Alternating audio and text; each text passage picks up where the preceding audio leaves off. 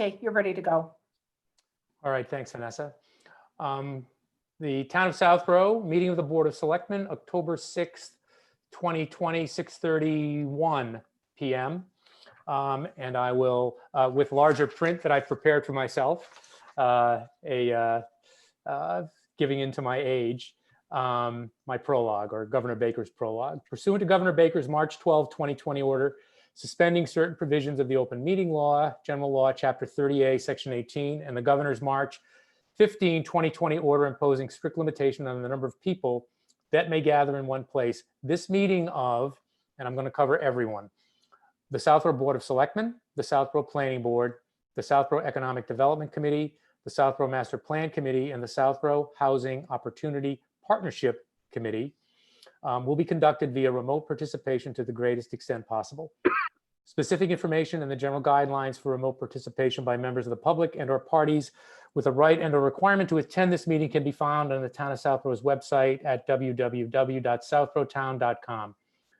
For this meeting, members of the public who wish to watch or participate in the meeting may do so in the following manner by finding the meeting at www.southboroughtown.com/remote meetings.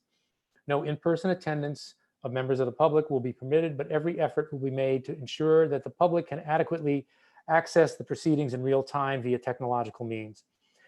In the event that we are unable to do so, despite best efforts, we will post on Southborough's website an audio or video recording, transcript, or other comprehensive recording of proceedings as soon as possible after the meeting. With that, welcome everybody. I'll call the meeting to order.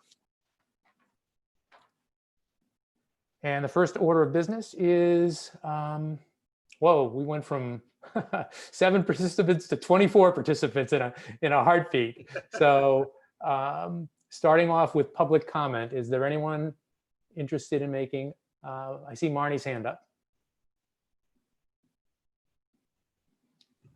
Hello, Marnie, how are you? I'm very well. How are all you this evening? Good. Thanks. So I wanted to make a comment. So within your packet, there is a letter from Valeria Romano, who is an attorney for ComCan. And I wanted to just make a public statement here as you consider this. So my name is Marnie Houlihan. I'm 26 Clifford Road, and I'm presenting myself as a private citizen. And I'm resident and on record a dissent opinion to the approval of the medical marijuana facility located within 1,000 feet of a school zone. So in pertaining to that letter, which I think is in your packet, I want to say page 87, they've expressly stated while municipalities have some latitude to plan for expenses, municipalities are encouraged by the commission to develop a plan that provides a sufficient basis and justification for requiring an applicant to pay the community impact fee to cover the municipality's anticipated costs and provide the mechanisms to monitor the relationship between the fee and actual costs. The commission cautions municipalities against relying on fees that are simply revenue generators and planning their municipal budgets around these fees. The additional $50,000 payment in the host agreement clearly violates the first limitation from their what they cite as section 3D above. So it is their opinion that the payment of an impermissible $50,000 fee could jeopardize ComCan's license to continue operations. And furthermore, they state such a payment could trigger an analysis of the legality of the entire HCA.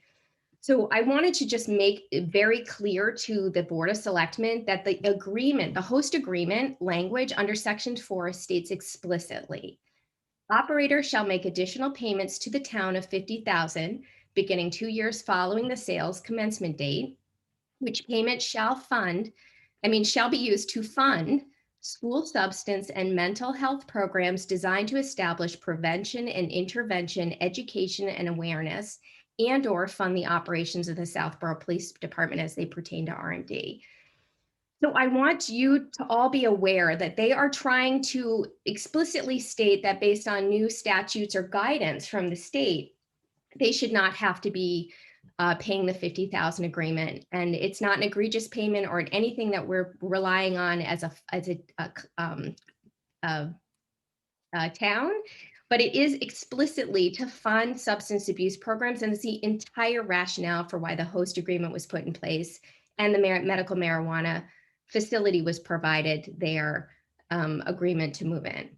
So I wanted to make sure that you were all very aware of the specific host language that $50,000 funds school substance abuse programs, and potentially the SPD. So I wanted you to be very cautious on making any judgments or opinions on whether or not this is viable for you to reconsider the host agreement. That's all I have to say, believe it or not. Great, thank you. And without getting into a great deal of detail, that letter, not necessarily tonight, but will be much discussed. Are there any other comments? I don't see any other hands. All right. Then I am going to move on for our 6:30 hearing, application for a Class 2 used car dealer's license for T&L Auto Care, Inc. at 6 Turnpike Road. And do we have counsel for the applicant with us? Yes, I believe Mr. Galvani is in the audience and they're bringing him over now. All right. Would you like me to read the hearing notice, Mr. Chairman? Yeah, that'd be great, Mark. Thanks. Sure. Legal notice, public hearing, Town of Southborough Board of Selectmen shall hold a public hearing on Tuesday, October 6, 2020 at 6:30 p.m. to consider an application from T&L Auto Care Incorporated for a Class 2 used car dealer's license to be located at 6 Turnpike Road in Southborough. The public hearing will be held in a virtual meeting, may be viewed by the public through a link located at the www.southboroughtown.com/remote meetings. All interested parties are encouraged to view and or participate. Southborough Board of Selectmen, September 22nd, 2020. Mr. Galvani, are you there? Yes, I am.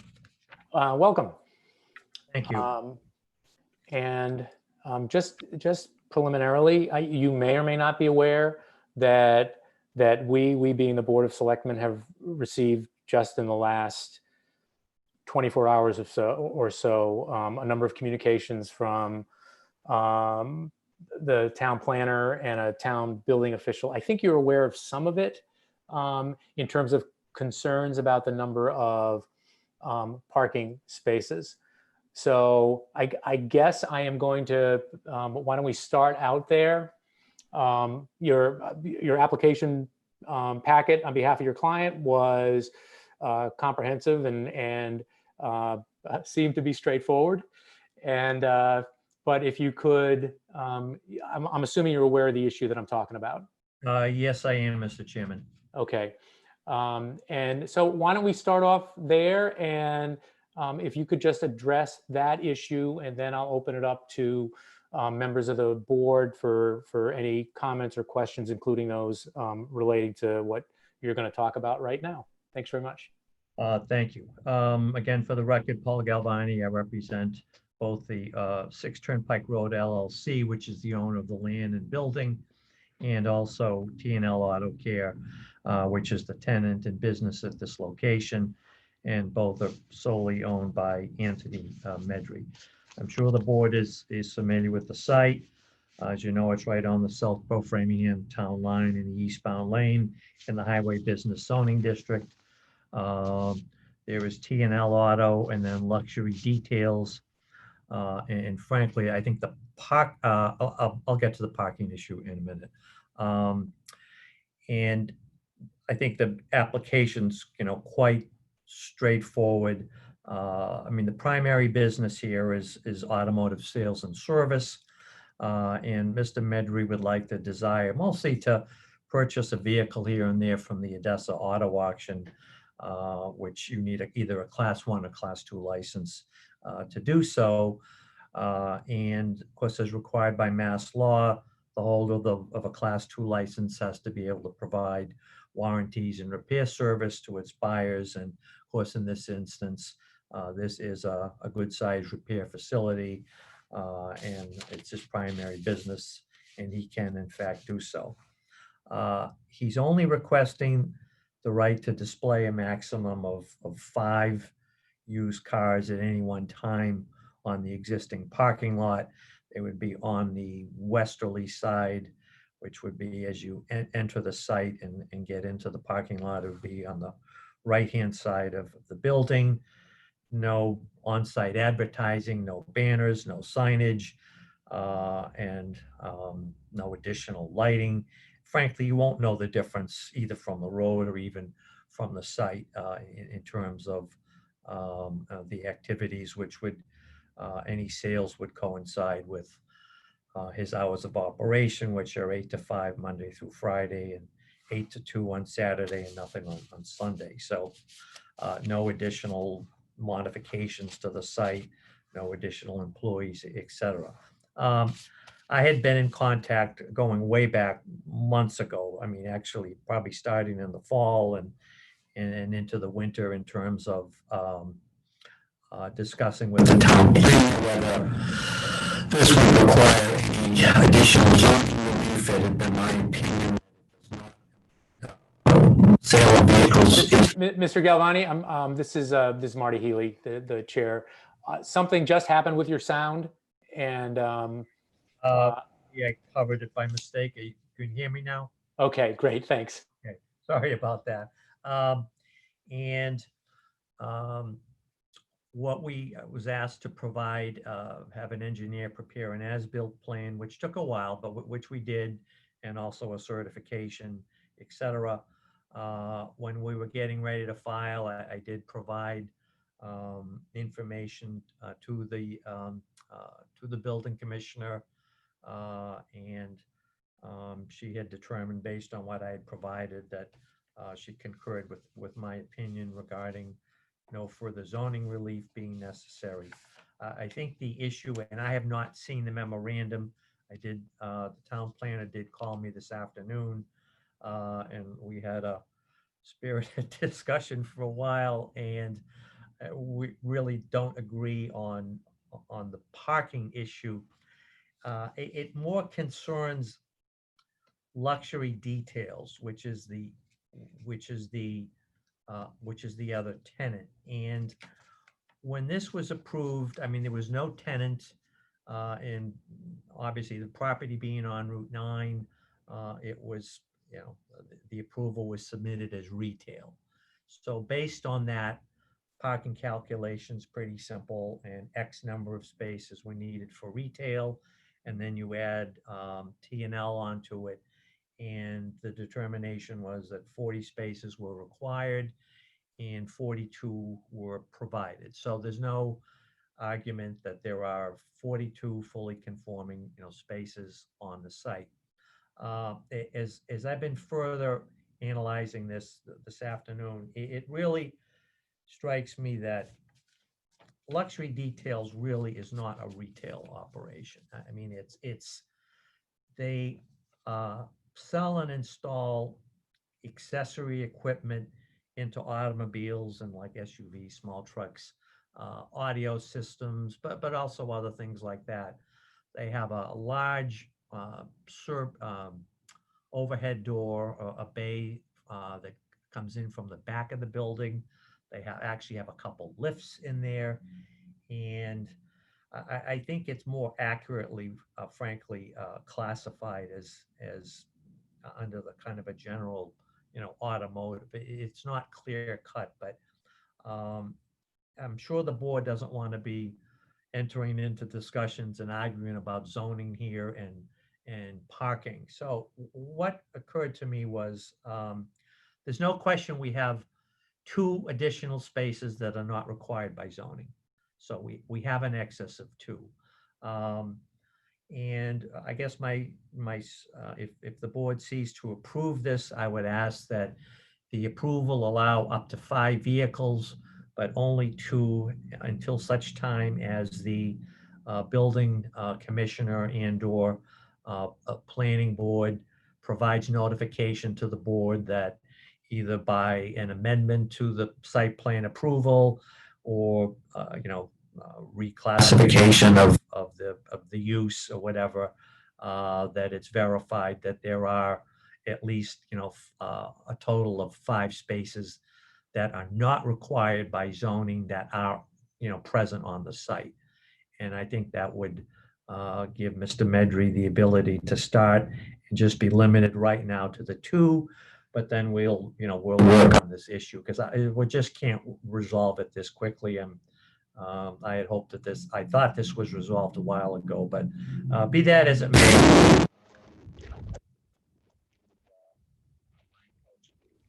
Sir, we just lost you. My approach can be, it certainly can be. Mr. Galvani, you remind me of myself with technology. No, and on one Zoom meeting after another, I was. We're still having, sir, we're still having trouble, at least I am. Yeah, and I'm getting nods from the other members of the board hearing you. I'm not quite sure what on your end is responsible for it. Can you hear me better now? Yeah, yeah, Okay. that's weird. Yes, absolutely, perfectly now. So talk fast. I just turned up the volume, so I don't know, were you able to hear my last few paragraphs, if you will? What we heard, Mr. Galvani, was what I think anyway is a perfectly reasonable proposal on your part, which, if I heard it correctly, is to accept right now and your client would do business with the two spots that there's no disagreement about them being available for the used car part of the business. And you and your client will endeavor to resolve any issues regarding the other three spots with our building department, planning board, whatever the most appropriate spot is. That's the last thing I heard. If you added more to that, that's where I stopped hearing anyway. Mr. Chairman, no, that is exactly what I said. And again, I think this could be resolved. It's a matter of interpreting things, but whether we have to appear before the planning board, either formally or informally, or just resolve this with the building commissioner, and the town planner will certainly go forward and do so in a diligent manner. Okay. Again, that sounds like a perfectly reasonable approach, and I applaud you for coming up with it. I'm going to start with you, Ms. Braccio, if you have any questions or comments on Mr. Galvani's proposal to clear the hurdle that's come up in the last 24 hours or so. I do. Thank you very much. Good evening, Mr. Galvani, and thank you for being here. You had actually answered a couple of the questions that I had, which was, when did the process start? I will say I'm a little frustrated at the time and the expense that's gone out to the applicant at this point, and the emails that were coming back and forth up until the 11th hour, if I may. I thank you for coming up with the compromise and making things a little easier for us. I think it's a wonderful compromise, but I just want to apologize for my level of frustration and to your client as well. I mean, it's a very tough time with COVID and everything, and trying to find ways to make business work. And where this has drawn on for so long, I'm just concerned and frustrated on your behalf that questions were coming up this late in the game. So I will leave it at that. And again, thank you. I appreciate that. And naturally, I'm frustrated, but I just have to move forward on this. So. All right, Mr. Galvani, now I'm going to go to Ms. Malinowski. Mr. Galvani, thank you for coming. I just had a question, and I don't know if this is for Mark or not, but in the email that we got today from Lori regarding this matter, it says, Karina is saying, since the maximum spaces are allotted based on the site plan approval, no additional can be added. And I think Mr. Galvani has come up with a great compromise so that at least they can start to do business. Do we have Karina tonight to answer to that question? We don't. So I don't. And Chelsea, if I can weigh in, I just think that was loose language.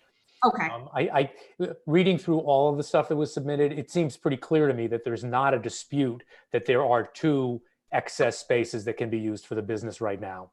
Okay. Okay, that's fine. And I think that was my only question. I think you gave a great overview of the process, and thanks for hanging in there to get it through. Thank you. Mr. Galvani, there's 5 of us. So next up is Mr. Shea for some questions and comments.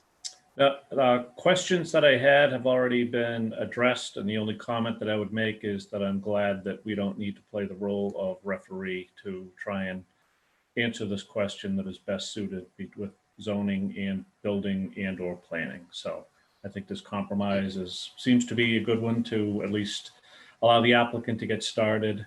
And that's all I have. Great, thanks, Brian. Mr. Stivers. Thank you. Mr. Galvani, thanks for your comments. I also agree that the two current spaces are pretty clearly available there. So that path forward that Mr. Galvani is suggesting sounds reasonable to me. I do think it's important for the planning board to get this sorted out in terms of what they need for the site plan going forward. So I'm assuming that the planning department will follow up on that and figure out what needs to be done, if anything, to get the rest of the potential parking spaces sorted out. So again, sounds like a good compromise in the near term. Thank you. Mr. Galvani, that's it, except for just a couple of minutes from me. And that is, I think all of us share what Ms. Braccio expressed. Obviously, you know, a new business opening up in Southborough is always a terrific thing. And so we applaud your client for seeking to do that. And I think in just a couple of minutes, he's going to get approval to do that. Again, we share the frustration about the fact that what seemed like a relatively straightforward process got complicated at the 11th hour. And hopefully the next client you represent looking to open a business in Southborough, it won't happen that way. So with that, is there a motion? Do we have a comment from the public? Oh, I'm Yeah, sorry. so really we need to close the hearing, but I think before we do that, we should at least recognize the hands that are up. I see chat. I did not see a hand up, so I apologize for that. All right, that is Mr. Morris, I think. I'm guessing. I think if that's Don Morris, Don, you are now freed up to speak. Oh, good evening. Thanks a lot. Yeah, I went over this during the week, yesterday and late last week with the town planner, and as late as late this afternoon. And you're right, the two spaces are available. As far as what needs to be done in the future, if there's a revision to the use and size of the project for which the 40 spaces was required and two more were provided, then it's a simple thing of requesting a modification to an approved site plan. So if they need more spaces, if there's an additional requirement, then the applicant should file that a request for a modification, and the board would take it from there. Great, thank you, Don. Mr. Galvani, you may or may not know that was Don Morris, who's the chair of the planning board. So you got it straight from the horse's mouth in terms of what might be an appropriate next step for you. Sure, and I would concur, and I will do so. And as an aside, I probably appeared before the Southborough Planning Board when Don was on the board, maybe a good 30 years ago. So we go back a few years. When he was in grade school. Good evening, Paul. Paul, I remember first meeting you and your father before the planning board back in the early 80s. I was already engaged in it. Yeah, that's right. Always good to see you. Likewise. All right, thanks, Don. And I think I don't see any other comments. I will move to close the public hearing. Second. Ms. Braccio, Aye. Ms. Malinowski, Mr. Shea, Aye. Mr. Stivers, Aye. and Mr. Healy is aye. The public hearing is closed. And now is there a motion regarding the application? I will move to approve the application for a Class 2 used car dealer's license for T&L Auto Care at 6 Turnpike Road, as modified this evening to limit to 2 used car opportunities to start. Second. Discussion. Mr. Purple. Chairman, I just wanted to clarify, I believe the proposal that Mr. Galvani had said was to limit the number of cars to no more than 5. However, it would be limited for now to up to 2 until he is able to verify or correct the use with the planning board and or the building commissioner. Yeah, I actually, that would probably, I think that's right. And it would foreclose the need for him to come back a second time. So, Mr. Which Shea, is will how you I accept that modification? That's I what you meant to accept that say, right, Brian? modification. Yes. All right. Yeah, it was garbled. I must have been garbled if you people didn't hear it correctly, but I All was right, is very there- clear in saying it. All right, So I is there know a that. second? So we're Mr. set. Stivers, second. Additional discussion? None. Ms. Braccio? Aye. Ms. Malinowski? Mr. Shea? Aye. Mr. Stivers? Aye. Mr. Healy is aye. The application with those modifications are approved. Mr. Galvani, thank you very much. And again, thank you for your elegant compromise to get us past what could have been a little bit more thorny than it ended up being. Thank you. Thank you very much and good night.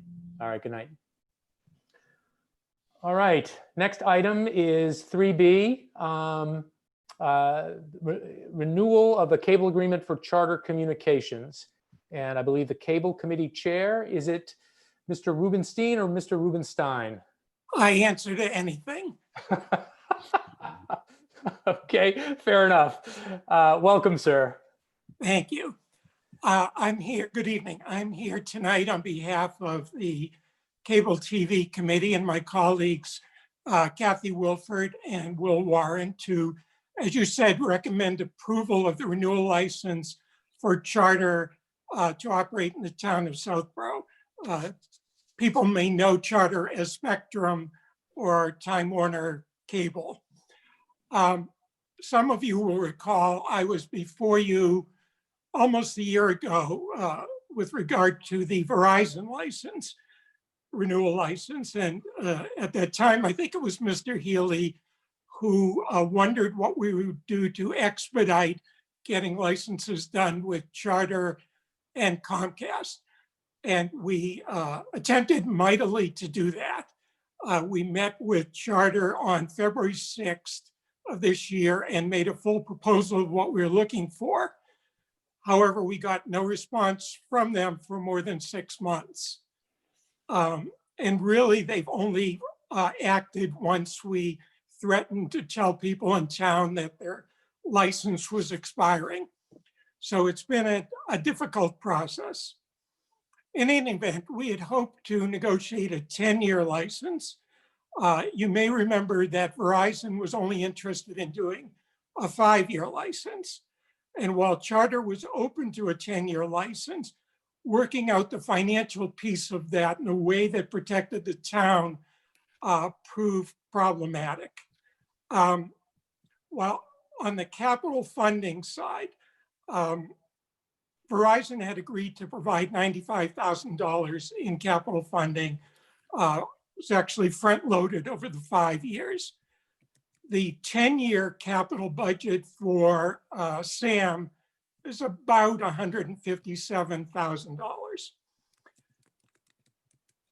Charter was willing to pay approximately 20% of what Verizon was paying, but they wanted to pay that over the 10 years, which would have netted us about $138,000, remembering that Verizon has given hints that they may be looking to exit the market, and in fact negotiated an early termination provision in their agreement with the town. Our fear was that if Verizon left and Charter was locked in at $38,000 over 10 years, that would leave us short on the capital side. So we proposed a couple of things. We proposed a reopener in the event that Verizon left, or a contingency that in the event Verizon left, the amount that Charter paid in capital would go up. They weren't interested in either of those options, so the simplest solution was just to do a 5-year agreement. The good news is, on the capital side, the 5-year agreement, the amount of capital produced by the 2 agreements over the 5 years exceeds the SAM budget by $32,000. On the operational side, as is noted in the executive summary, 5% is the most you're allowed. 5% of gross revenue is the most you're allowed to get under law. Both Verizon and Charter were paying 4% under the old agreements. Verizon agreed to go to 5%, but only once Charter agreed to go to 5%. So getting Charter to go to 5% gets us Verizon as well. So we get what we're looking for there. The budgets that we work with Sam in putting together were, I will say, aggressive.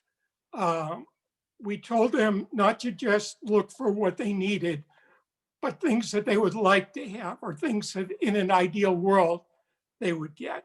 And the budgets reflect that. And we did that for two reasons. One is a market reason. I think we all know that there's a lot of cord cutting going on.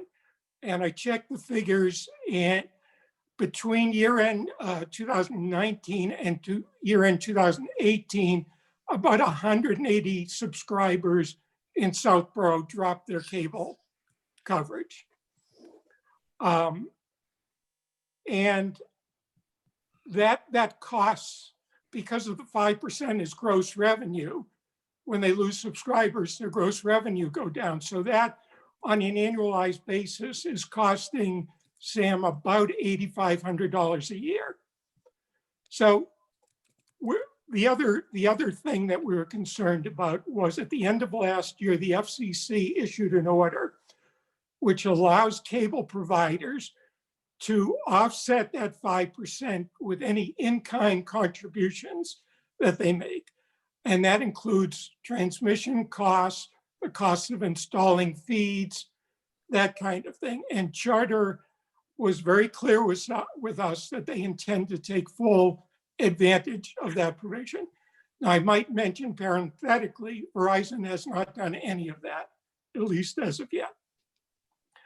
So we were concerned that that too would eat into the 5%. So as you'll see in some of the other items I go through, we agreed to do some things to limit that impact.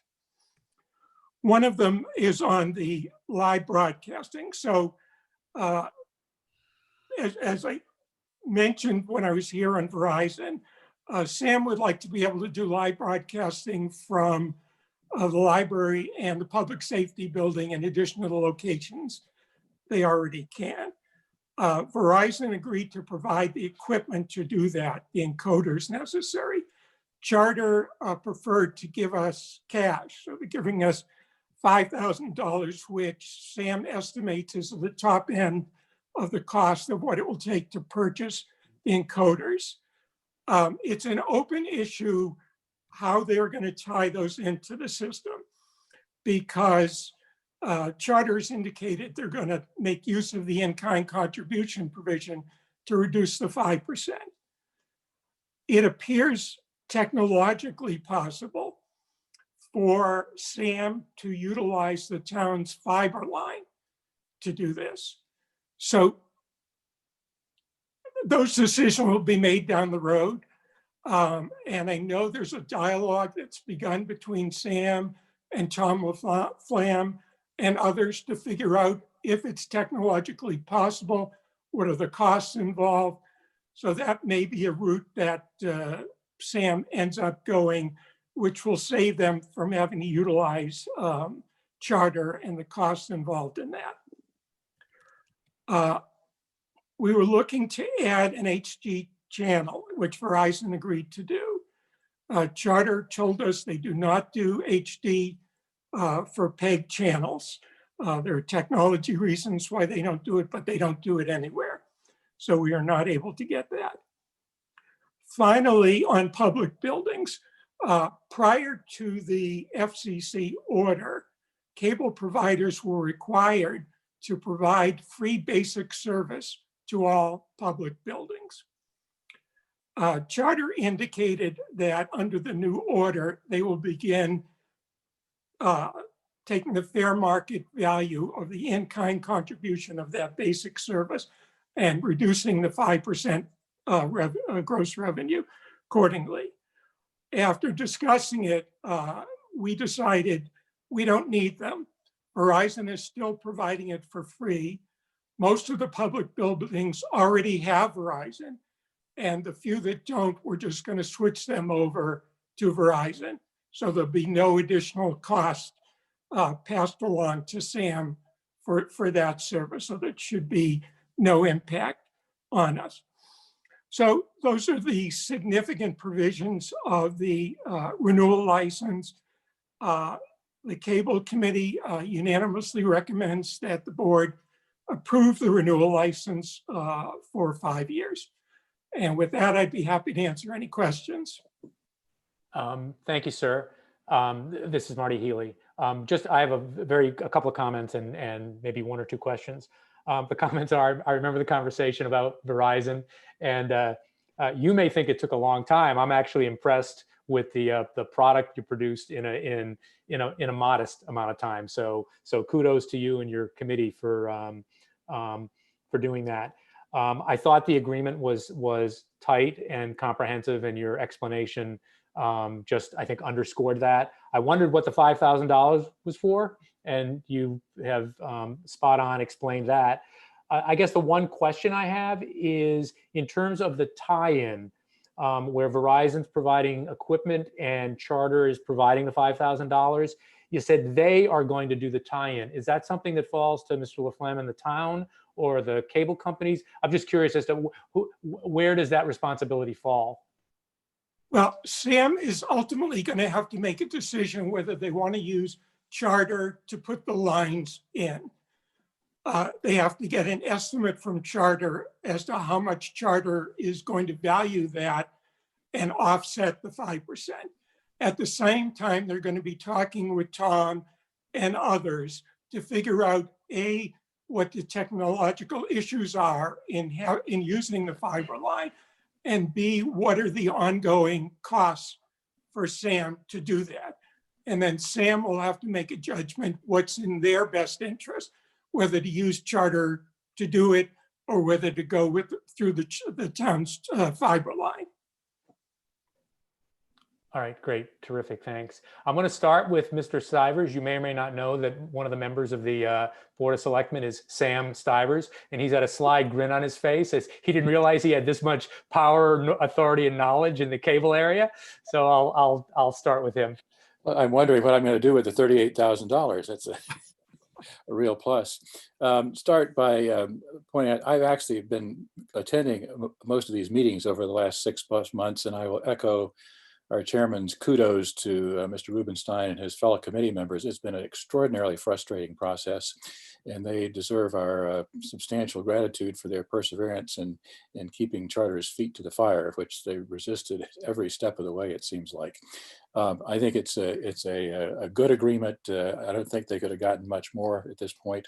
I would urge Mr. Rubenstein and committee members to be sure that we follow up on things that we can require them to do. For example, the performance bond of $10,000 and the certificate of insurance. Small points, but I think we ought to be careful to make sure we follow up on the administrative parts of that process. And again, good work, and I think we got a good result here. Thank you. I'm going to go to Mr. Shea next.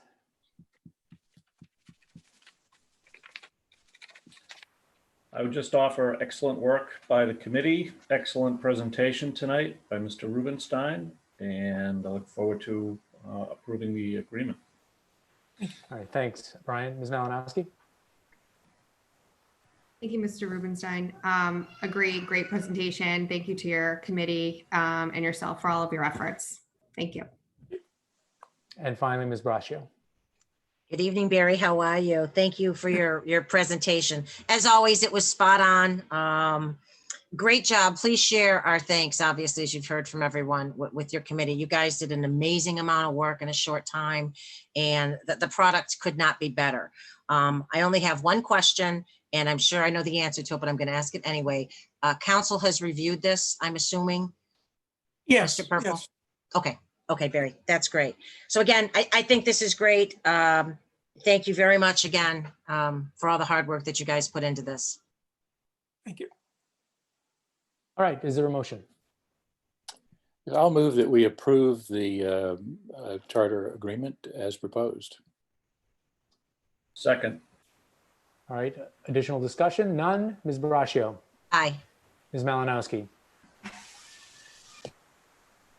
That was I, Chelsea? Yeah. Sorry. Okay. All right. Shea? Aye. Ivers? Aye. And Mr. Healy is aye, unanimous. The renewal is approved.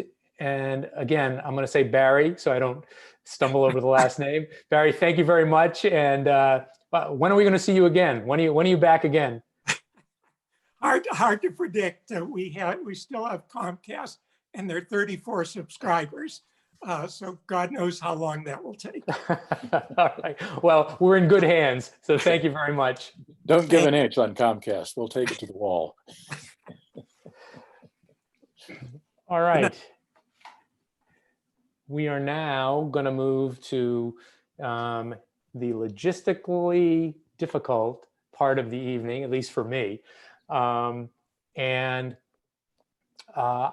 don't know, and this is item 3C in our agenda. Discussion with the planning board, EDC, and other stakeholders regarding potential zoning article for the downtown business village district. And the Board of Selectmen, the planning board, the EDC, SHOPC, and the Master Plan Committee all posted meetings. For the chairs or members of those committees, if you were on at 6:30, you heard, hopefully, that I did Governor Baker's prologue in terms of the remote policy and the availability and access to the meetings for all 5 of the committees. The primary discussion, and I think Mr. Purple sent an email to the, and there may well be other stakeholders out there, I hope so, that the primary discussion tonight is going to involve the Board of Selectmen, the Planning Board, and the EDC. Other stakeholders hopefully will have the opportunity to weigh in as well. But to start things off, for those, the Board of Selectmen have called their meeting to order, and I'm going to give the chairs of those respective committees. Ms. Hale is a step ahead of me. She's got Mr. Morris, Ms. Luttrell, Ms. Jasinski, and Mr. Wood lined up to call their meetings to order. So I guess maybe start with Mr. Morris. Can you hear me? Yes, Don. Okay, do we have Mr. Mills? Is Andrew on there? I can only see the selectmen. He is. Mr. Stein is here.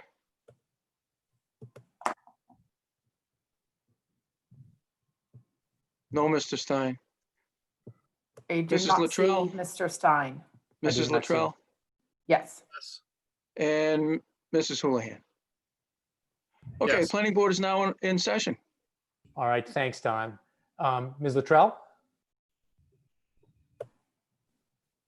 For the Master Plan Committee? You're muted, Mimi.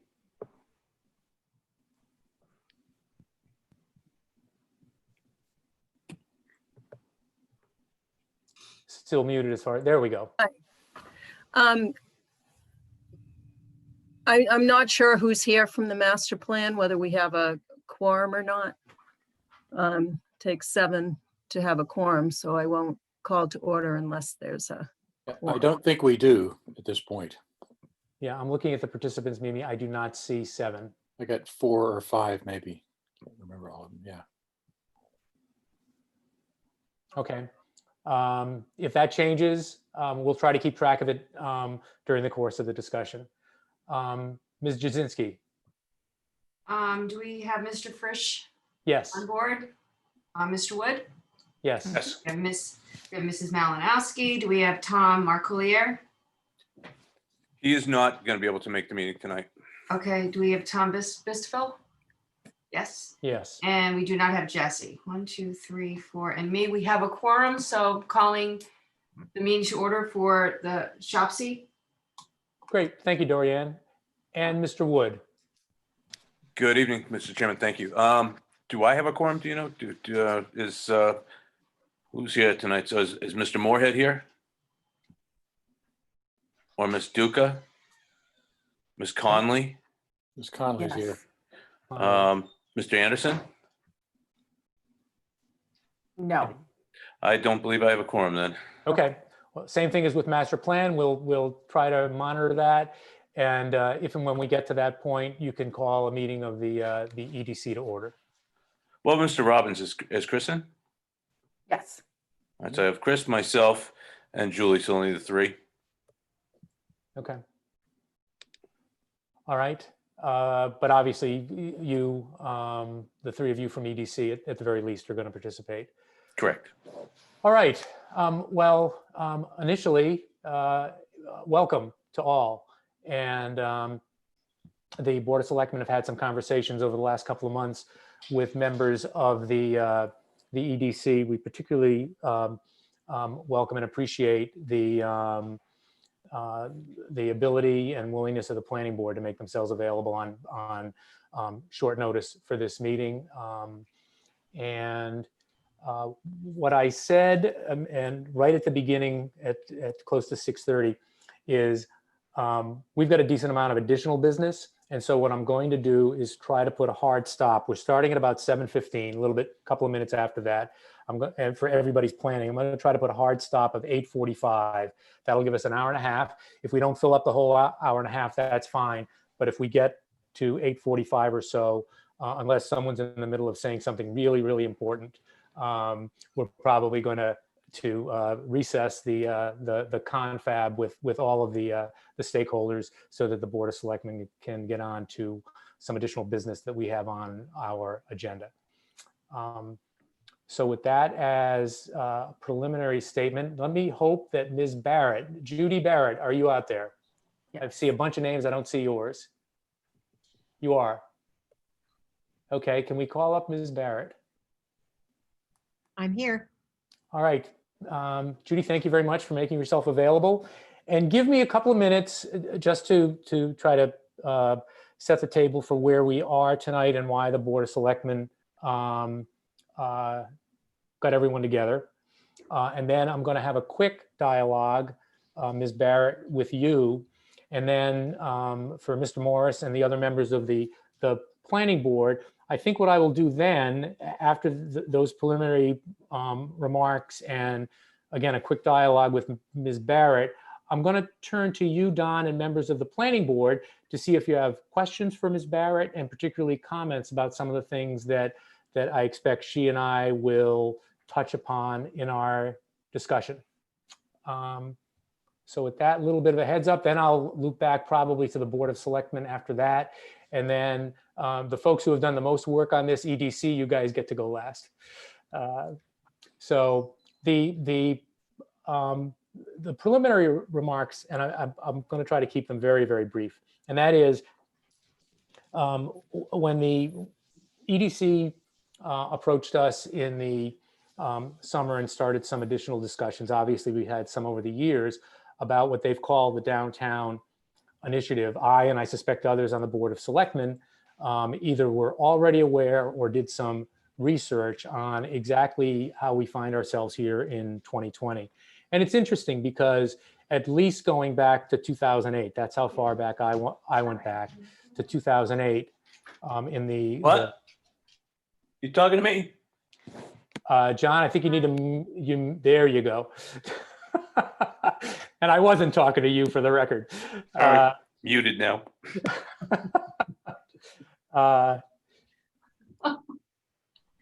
lost my train of thought for 1 second. I'll get it back. And that is 2008 master plan is what I initially looked at. And then, and starting then, there is discussion, there's language about looking at Southborough's villages and particularly the downtown district and updating, improving the zoning in that area. We then, the next stop, at least the next stop I found was the MAPC, which I think is in 2012, and the ULI a couple of years later. And then the housing study that was done, and they all had very, very similar themes, which is obviously there's terrific things about Southborough's downtown and But there's obviously need for improvement, and an awful lot of that need for improvement could be, the engine for that could be updating our zoning. And then we fast forward to 2017 and 2018 and the efforts of the EDC. And then if you look at the efforts that are ongoing with the Master Plan Committee, again, the themes are very, very similar. That there's a great foundation in our downtown area, but there's work to be done. There's creativity to be brought to the table. And a big part of that starts with updating, improving, bringing into the 21st century our zoning for that area. So enter Ms. Barrett. And there's, as I said, been a great deal of work done by the EDC. There's been complementary work done by a number of other boards and committees in town. And one of the things the EDC did is they were able to garner some grants that allow the very technical drafting for a zoning article for the downtown area to be done. And Ms. Barrett and I and others have vetted her, and the EDC hired her, is about as good as it gets in Massachusetts in terms of her knowledge and experience, and coincidentally familiarity with zoning issues in the town of Southborough, which is always a nice benefit.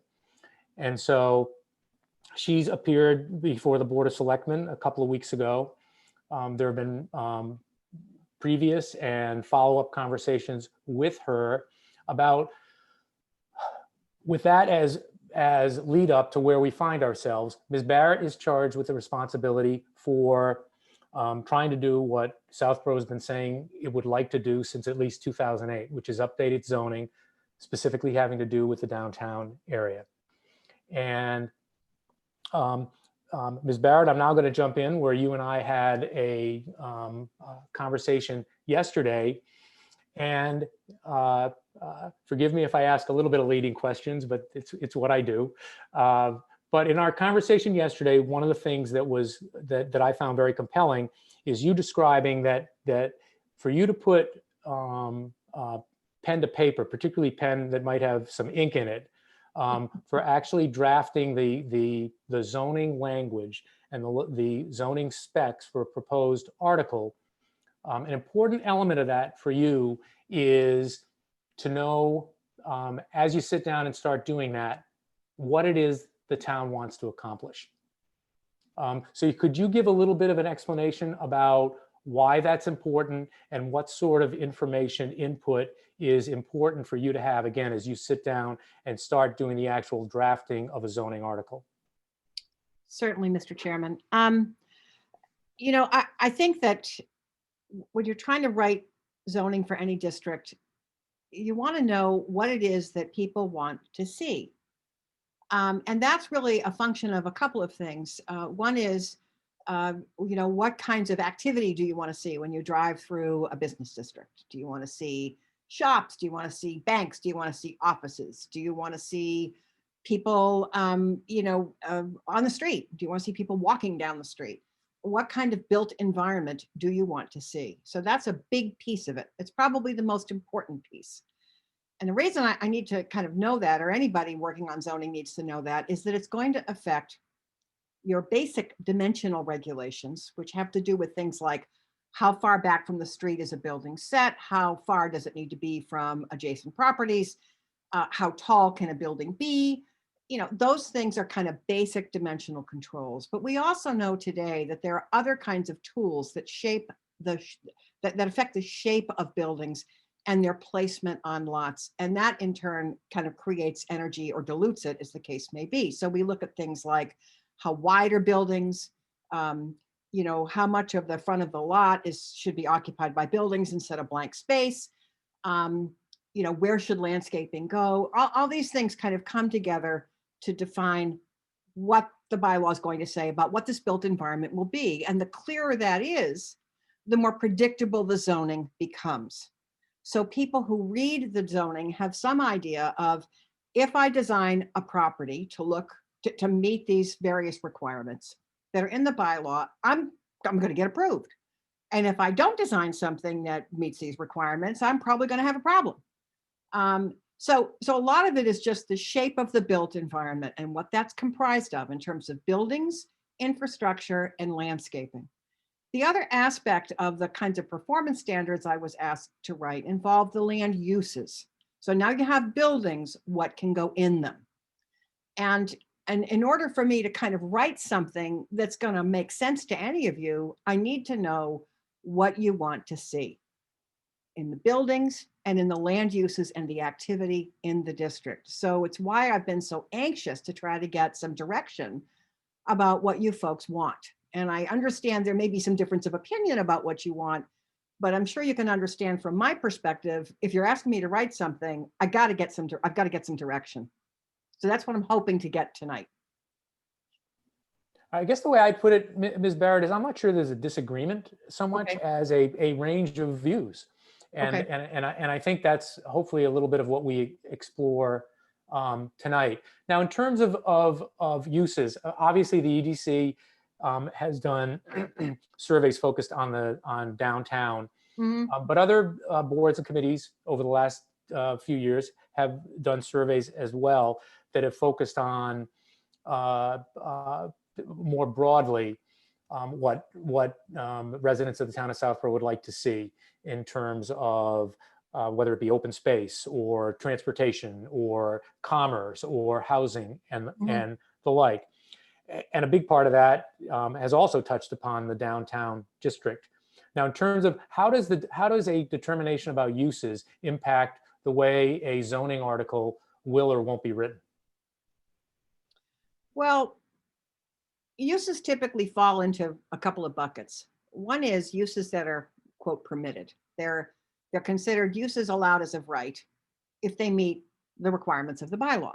So, you know, a use might be allowed as of right if it meets certain special design or size characteristics.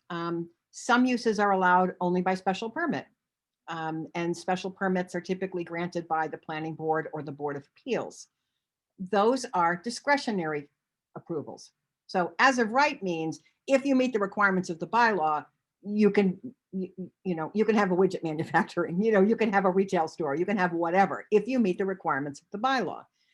If you are looking for a special approval, perhaps the ability to do something more or something different or something the town's not quite so sure about, then you would go apply for a special permit, and it would be up to the board that has authority to grant that permit whether to extend it to you. And so typically the bylaw would have some standards that would guide that decision. Most property owners kind of want to know what they could do as of right because it's a less risky investment. But if a bylaw provides incentives, sometimes a special permit will look attractive. What becomes ever less attractive is a special permit that's not clearly defined. So, and then a lot of this is market-based, clearly. I mean, you can provide uses in your bylaw that are permitted as of right, but if they're not marketable uses, no one's going to do them anyway. So it's a good idea to pay attention to what's going on with the market in your community and periodically think about that when you're updating your zoning. Okay, I'm going to ask 2 more questions, and then Mr. Morris, just to give you a heads up, I'm going to give you and members of the planning board an opportunity to, if you'd like to ask Ms. Barrett some questions, either building on some of the stuff I've been asking or otherwise. One of the constants starting in 2008 and up to the present in terms of the discussion about updating zoning for the downtown area has had to do with housing, and specifically having to do with mixed use. So can you talk about how that how the consideration of mixed use and the consideration of building a varied housing stock plays into, again, the nuts and bolts of putting together a zoning article for something like a Southborough downtown area? Yeah, I mean, if you want mixed use development, which is exactly what the overriding goal in your 2008 master plan for the villages, I mean, I'm looking at it, reinvigorate Southborough's villages by creating small resident-driven businesses in a mixed-use environment. And I think you're not there yet, based on what I've seen, but mixed use, from a planning point of view, typically means commercial and residential uses occupying the same site. They may be in the same building with housing above a ground floor commercial space. In a large enough property, you might have what's called horizontal mixed use, which is sort of, multiple uses co-occupying the same property, but not necessarily in the same building. But I think what the intent was in Southborough was to have what we call top of the shop or upper story types of housing. And, there are a lot of reasons for that. One is just providing a variety of housing stock that you don't necessarily have. One is the shape of the building. When you want kind of traditional sort of, New England charming buildings that are 2.5 stories and have a gable roof, you need to be thinking about what goes upstairs. And it's, in today, because of Americans with Disabilities Act and a variety of reasons, it's kind of hard to occupy upper stories with non-residential space. So if you're going to ask people to build that kind of building, you need to think about what makes a marketable use upstairs. And the answer is clearly housing. That's one of the reasons so many communities are doing this. I mean, people want to have people in their villages, in their town centers. You want to have people living in the area. There's a whole lot of reasons for that. Whether Southborough wants it is, something I need to understand. But if you want it, I would strongly suggest that you want to make the rules clear about what one has to do to be able to do it. What requirements does somebody have to meet to create a mixed use building, and make those requirements clear and make them non-discretionary, so that someone knows if I do X, Y, and Z, I'm going to get an approval and I can have a mixed use building. All right, and this is close to a yes or no question, but first a quick follow up on that, a comment, and that is that, and we've got Ms. Jasinski and other members of Southborough SHOPSI Housing Committee, and I know I'm one of 5 on the Board of Selectmen, but I'm very supportive of what you just described in terms of mixed use, and I'll be interested to hear others weigh in as well. Finally, there's been discussion whether or not there is an advantage, disadvantage. There's one way to go or another way to go in terms of overlay versus drafting a district from scratch. I know the preference that's been communicated to you is to do it by way of an overlay district. Can it be done either way or both ways? In other words, does it make a difference? Planners today encourage communities to look at their zoning and ask, does the zoning meet our needs? Does it do what it needs to do? And if what we want to accomplish in an area isn't supported by the zoning, change the zoning. And we do that by fixing the use districts that we are dependent on. Some people prefer to do what's called an overlay district, which essentially means you're not disturbing the existing requirements. They just stay where they are. And you create a district that kind of sits on top of the existing zoning. And within that overlay, certain things become available that are not available in the underlying, the existing zoning. You just don't touch that. You just create this overlay, like a bubble that sits on top of the existing zoning, and that has different requirements, different use regulations, different dimensional regulations. So when you're going to that extent, when you're basically writing a new district, most planners would argue, create a district. So in the case of the town center, your choices are to replace the existing business village district in that location. It's not going to disturb the other village business district, just this location. You can create a new district called town center district and replaces what's there. Or you can say, I want to leave the existing zoning the way it is, and I want to create an overlay just for this area that will create additional opportunities, and perhaps additional, maybe additional requirements to have those opportunities, but things that you can only do in this location because you're in the overlay. Those are the two options. All right. Well, Mr. Morris, I am going to now do what does not come easily for me. I'm going to shut up for a while, and I'm going to turn over to you to however you want to do it with your planning board. Questions to Ms. Barrett, comments about some of the things she said, or more generally, comments about the initiative that's got us here tonight talking about zoning for the downtown district. Fair enough? Yes. Judy, Hi, John. How are you? it's the old team, Sam. I know. Sam has moved into the selectman spot. You've moved up in the consulting world, and I'm still on the planning board. I know. Bless you. Oh, gee. So I think Marty set the table very well with what was on the web and his comments tonight. We need to figure out the direction forward. So I'm going to say a few things about the way I think we should handle tonight, and then I'm going to call on my board members to see to what extent they want to tune in. So to me, I think one of the tasks tonight is to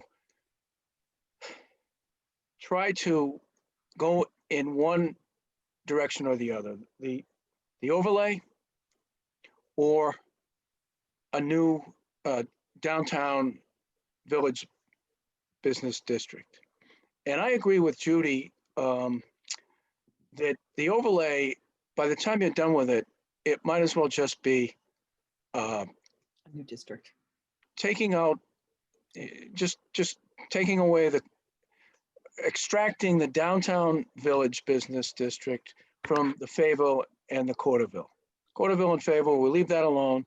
And that would remain, right now the code is, in the code, the chapter for village business district is 174-8.4, downtown, 8, village business district. So what we would do is revise the code that would be 8.4.1. That's right. Which would be downtown village business district. And then 8.4.2 would be Fayetteville and Corderville village business district. The new 8.4.2 would be what we have in the code right now as just 8.4. 8.4.1 would be the results of our team creating a downtown village business district. And if we look at it, similar to what Judy says, picture it not just as a village within the town, but just, you could even picture it as its own town. It has dimensions, it has a border and a street and streets, and we could create that zoning just for that pieces of land within the town. So I don't think there's a whole big polarity between the overlay and just creating a new language for that downtown district. But there's one way better than the other, and I personally think that not having an overlay and just creating a new district is simpler, easier to have the public understand, and have it clean within the code. So I think that's one thing that we need to resolve tonight. And Judy, if we do that, if the group tonight decides to send you in one direction or the other, does that help you? Well, I think it makes it more direct. Yes, I think it would help. That's my opinion. Is that what you'd like us to do?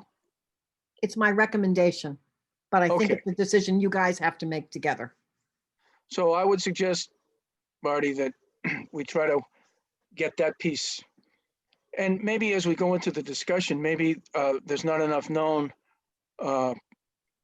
between the difference between the two for people to make an informed decision, or if timing is more essential, then trust the experts, trust those who have more experience with overlay and zoning.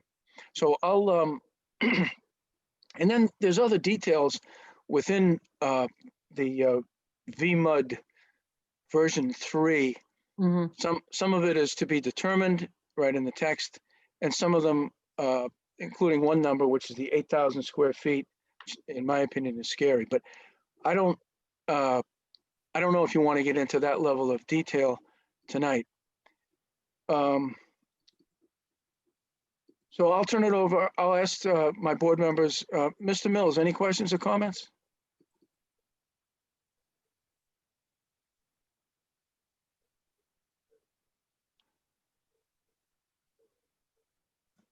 We'll go to Mrs. Luttrell. Oh, no, I couldn't. Can you hear me now? We got you. Okay. You're on, Andrew. Good evening, Mr. Chairman, Selectmen, EDC, everyone else. I agree with you, Don. I think, the underlying piece that I know it's been in the master plan since 2008. And I think, Don, I was with you when that was first created. And that was when we did that down in Finn, there were different tables set up all around the cafeteria. And I think it was mainly developers at the one for looking at expanding the use of the zoning and everything for multi-use and everything. And personally, I know this is probably taking everything back a step, but no one's come to me saying we need mixed use. I know it's been in plans and things like that.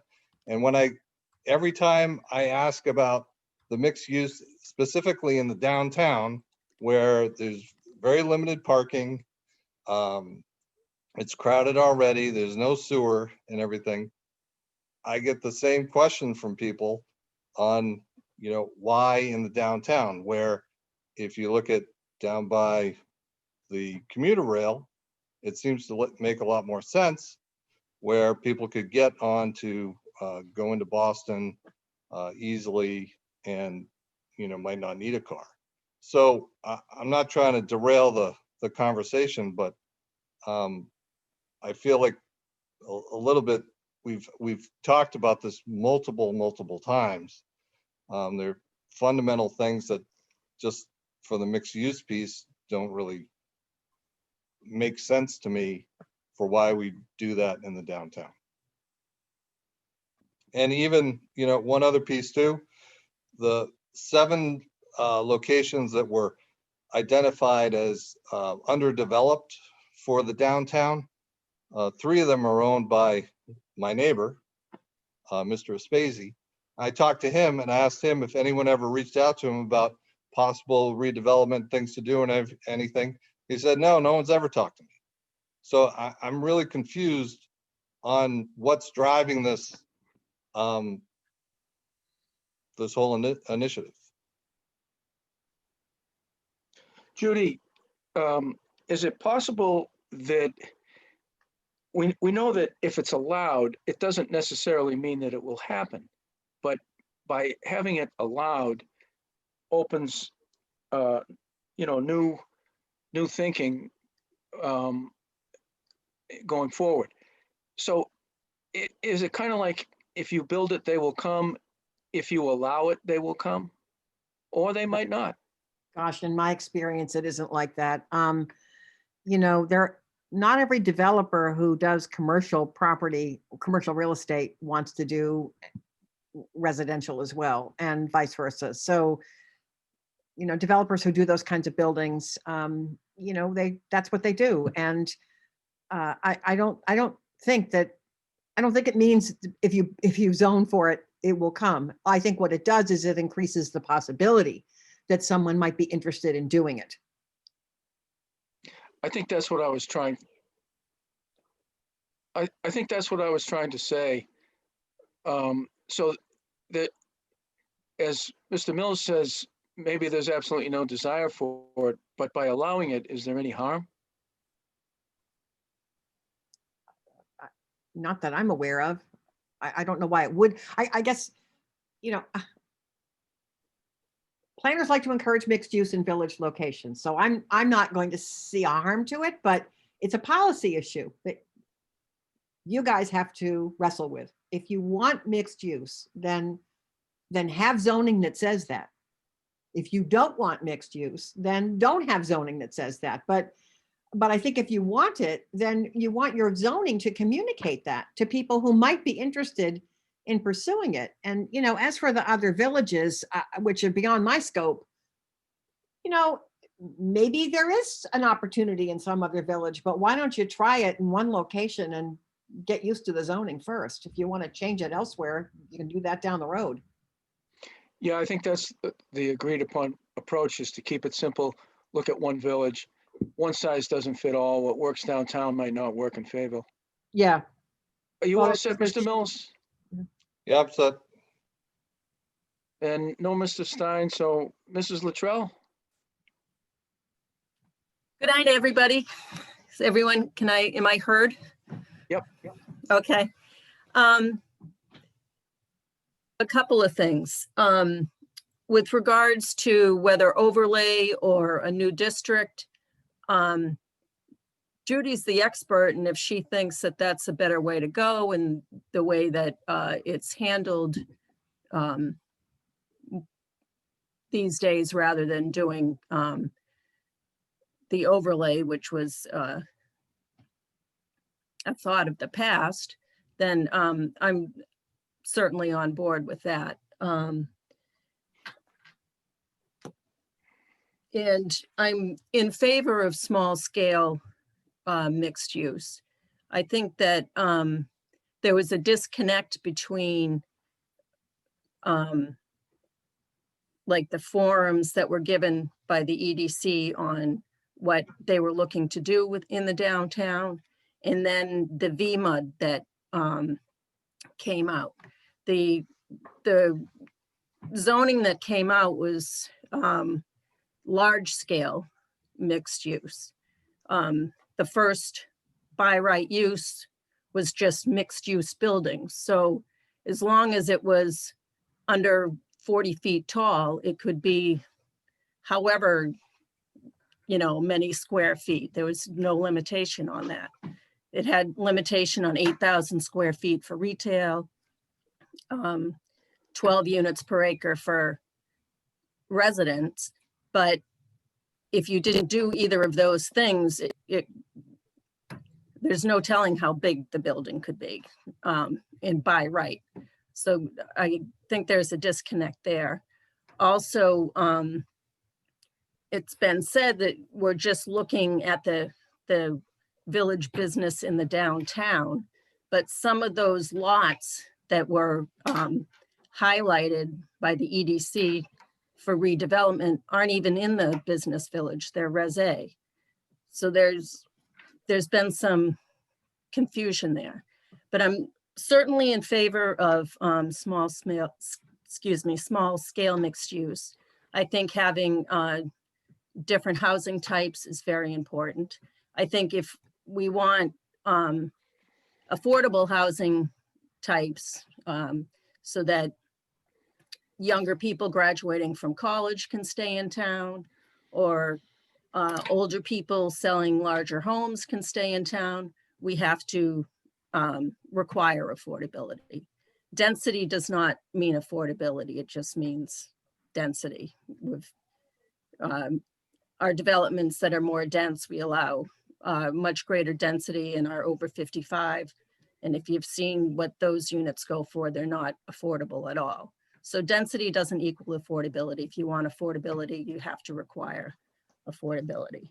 I looked over the initial draft that Judy had sent, and that is much more in line with what I would think of as small scale mixed use. She has, she mentions green space and walking, and when I think of mixed use in the downtown and making it more vibrant, you want places for people to hang out and have a sandwich or chat, or they're able to ride their bikes there. And the VMA doesn't talk about green spaces at all. And I think that's very important in the downtown.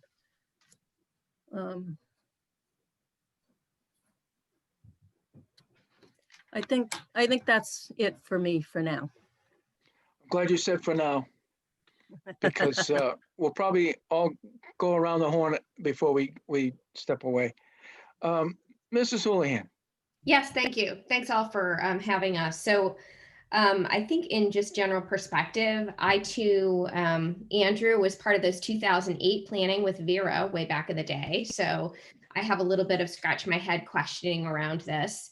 But I would agree that I think ultimately we are looking for a place that invites people to come back, college kids or people that are older that want to come to a community. So I'm in agreement with Ms. Luttrell around a small scale development. I think we have to be very careful on how we define that. I would also suggest that Judy obviously is the expert here. So I think if the new language to invoke new zoning would be helpful, I think that's the way to go. I do want to just make a couple of comments. So the first is, since we have the floor with the Board of Selectmen, I think first is that since green space is considered, I actually think the open space commission is very important to this, and they should be a group that's a very important stakeholder and actually should be contributing to part of this conversation. So I want to make sure that Freddie and that team with open space is really kind of our constituents in providing the right feedback to you, Judy. Mm-hmm. The other comment that I want to make is I'm really just generally concerned with writing new language on zoning when we have an infrastructure issue. And we have an infrastructure issue with the downtown specifically relative to drainage.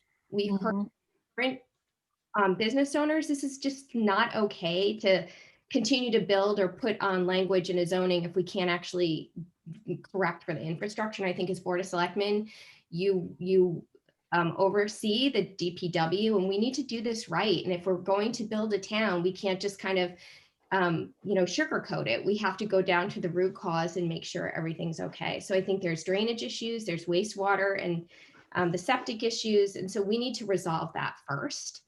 And then when we're there, I think we can move forward and be a collaborator with Judy moving forward. But I just wanted to take that opportunity to voice my opinion there. And I don't think it's okay to continue to invite new building or zoning or planning without solving for the people that have actually invested in our town currently. Thank you. Marnie, what you're proposing could take decades. Could it? Well, you've got the storm drain issues, the septic issues, wastewater, and parking. So is what you're saying we should put this whole effort on hold until the downtown the infrastructure is being addressed? My question to the Board of Selectmen, is the infrastructure being addressed? If we can't address the infrastructure, I actually can't answer your question, Don.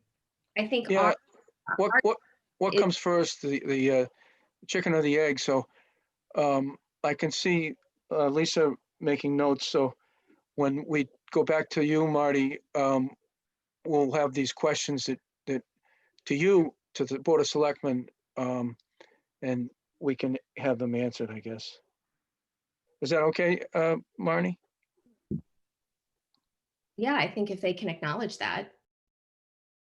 Well, it's just a timing thing, because if they're saying this is going to take decades or many, many years, is the right thing to do to put this whole thing on hold?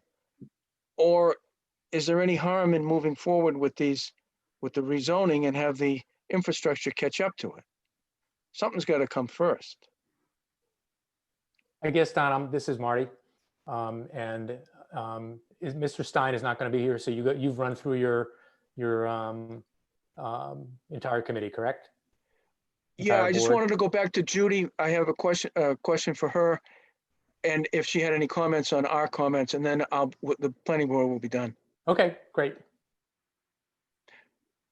All set, Marnie? Yes, at some point, Marty, I would appreciate a comment around whether that is something you guys see as decades. Because if we as a town cannot solve our infrastructure problems, we have more problems than I thought. The reason I unmuted is because I was ready to comment, but I'll defer to Don and Judy before I do. Okay, just Judy, Yes. we have the VMUD version 3, Mhm. and we have the September 8th Town Center Standard version 1, both of which have been referred to a couple times tonight. Can you tell us and the public the significance of each and the differences? Not in great detail, but you have a town center standard, and then we have the VMUD. Can you just comment on both so that we Yes. know? Sure. Go ahead. But I was not involved in the VMUD. Is the town center standard a evolution of the VMUD? No, my contract is to write performance standards for this, whatever this district is going to be. And I just want to make that really clear. I mean, my contract is to review and write performance standards for a proposed village mixed use district. So that's what I've understood my role to be. And therefore, what you got as the Town Center Standards version 1 was my first draft of what I thought the standards would be for what would become a district, whether it's a district or an overlay. You know, frankly, I just didn't want to even discuss that anymore. So, you know, I was just trying to write the standards. So what would you put in the standards? You would put use regulations, you would put dimensional and design standards, you would deal with parking. Those were the basic standards that I put in here to try to get some feedback from people about, you know, whether this is what you're looking for. So that's the sort of standards version 1 is my work. Flawed though it may be, that is my work. The VMUD is not my work, and I don't really want to comment on it because I wasn't involved in it. Okay. All right. And Judy, do you have any comments relative to the planning board's comments? Well, you know, the infrastructure issues I'm not familiar with. I don't really want to get involved in that and have a discussion that, you know, really I'm not prepared to have. I will just say this, my experience is, I did a study recently for the town of Dedham on the impact of their mixed use developments because there was some controversy going on around it. And so one of the things we learned from the conservation administrator was that she was thrilled to have the mixed use projects that were going on because they cleaned up stormwater problems. So they had these older sites that were existing development with issues around stormwater management. And through the redevelopment process, the reinvestment process, those issues were getting cleaned up. So I look at development as something that can help communities actually address infrastructure needs. This is a policy issue for you guys, but I would not hold up development because you think you've got an infrastructure problem the town has to solve, when in fact development may be able to help you solve some of those issues. That's been my experience. Thanks, Are Judy. you all set, Judy? I think for now. Okay, for now. Marty, I'm all set for now. Okay, I'm going to Ms. Braccio in a second, but just very quickly, in some respects, Judy stole my thunder.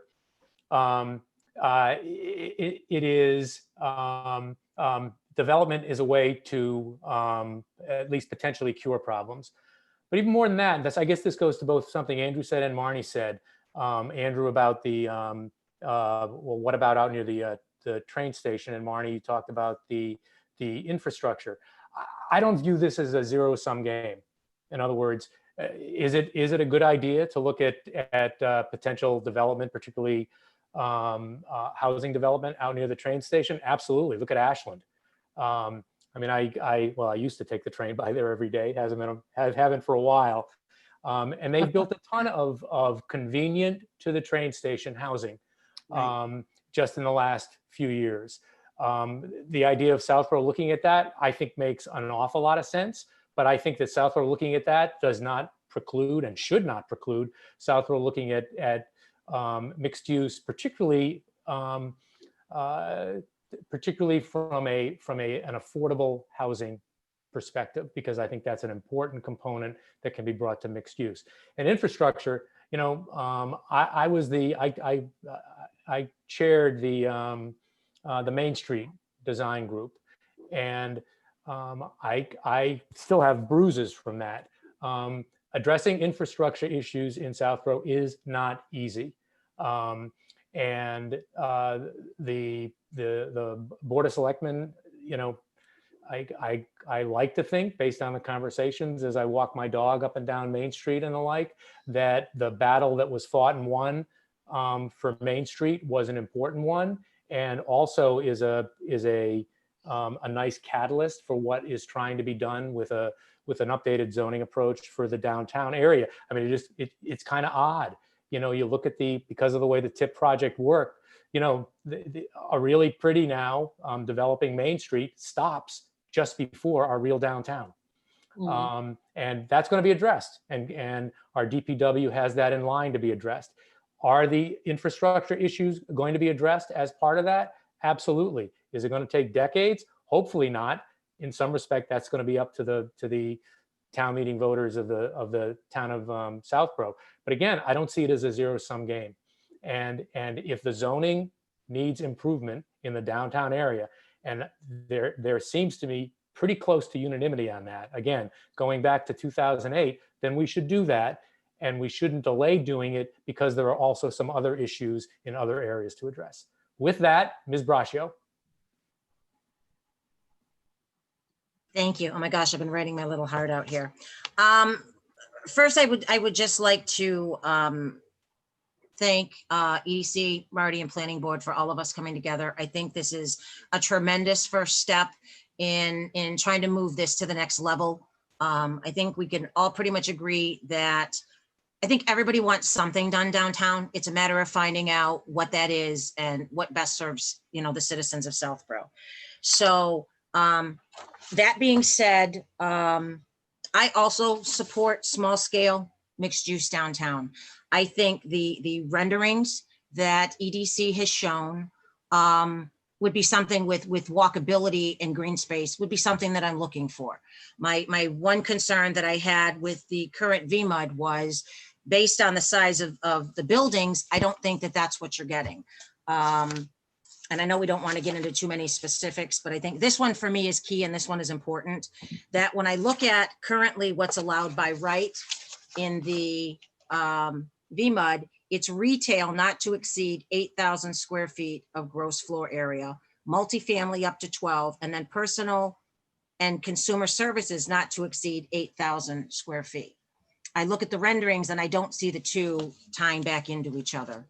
It seems to be a little bit larger. And I think that's why this discussion is so important, that, you know, we can all get on somewhat of the same page moving forward. So I would just like to say, I also support small scale. I think that's what a lot of the reports that are referenced have shown. I know Mimi mentioned it as well, that even through the master plan in 2008, we're looking for something more bucolic of Southborough. It's you know, the small town feel that I know we all appreciate, and a place to be able to congregate, you know, to go to it, make it to a true downtown, to see people walking and families, you know, being able to get an ice cream or, you know, stop and get a bag of chips or something, and being able to take your bike. Your family goes on a bike ride. So I think these are things that for me are very important. Also, a couple of the planning board members also touched on some things that I thought were important. I also agree that I think that the new district at this point is really the way to go. I know I had a concern, and I'm going to touch a little bit on the infrastructure as well that Marnie did, is I know that we're kind of doing this in a twofold process. We're looking at wastewater, and we're also looking at the changing the district. And I worry that we might be putting the cart before the horse a little bit, because depending on the size of the buildings you're looking to do, an 8,000 square foot building with 12 apartment units, and depending on the use within the rest of the space, whether it's personal and consumer services or retail services. I don't know that our downtown has the infrastructure or the sewage, septic, wastewater, however it would be done, to accommodate a building of these sizes at this point in time. So I know that there's a wastewater study that's going on at the same time.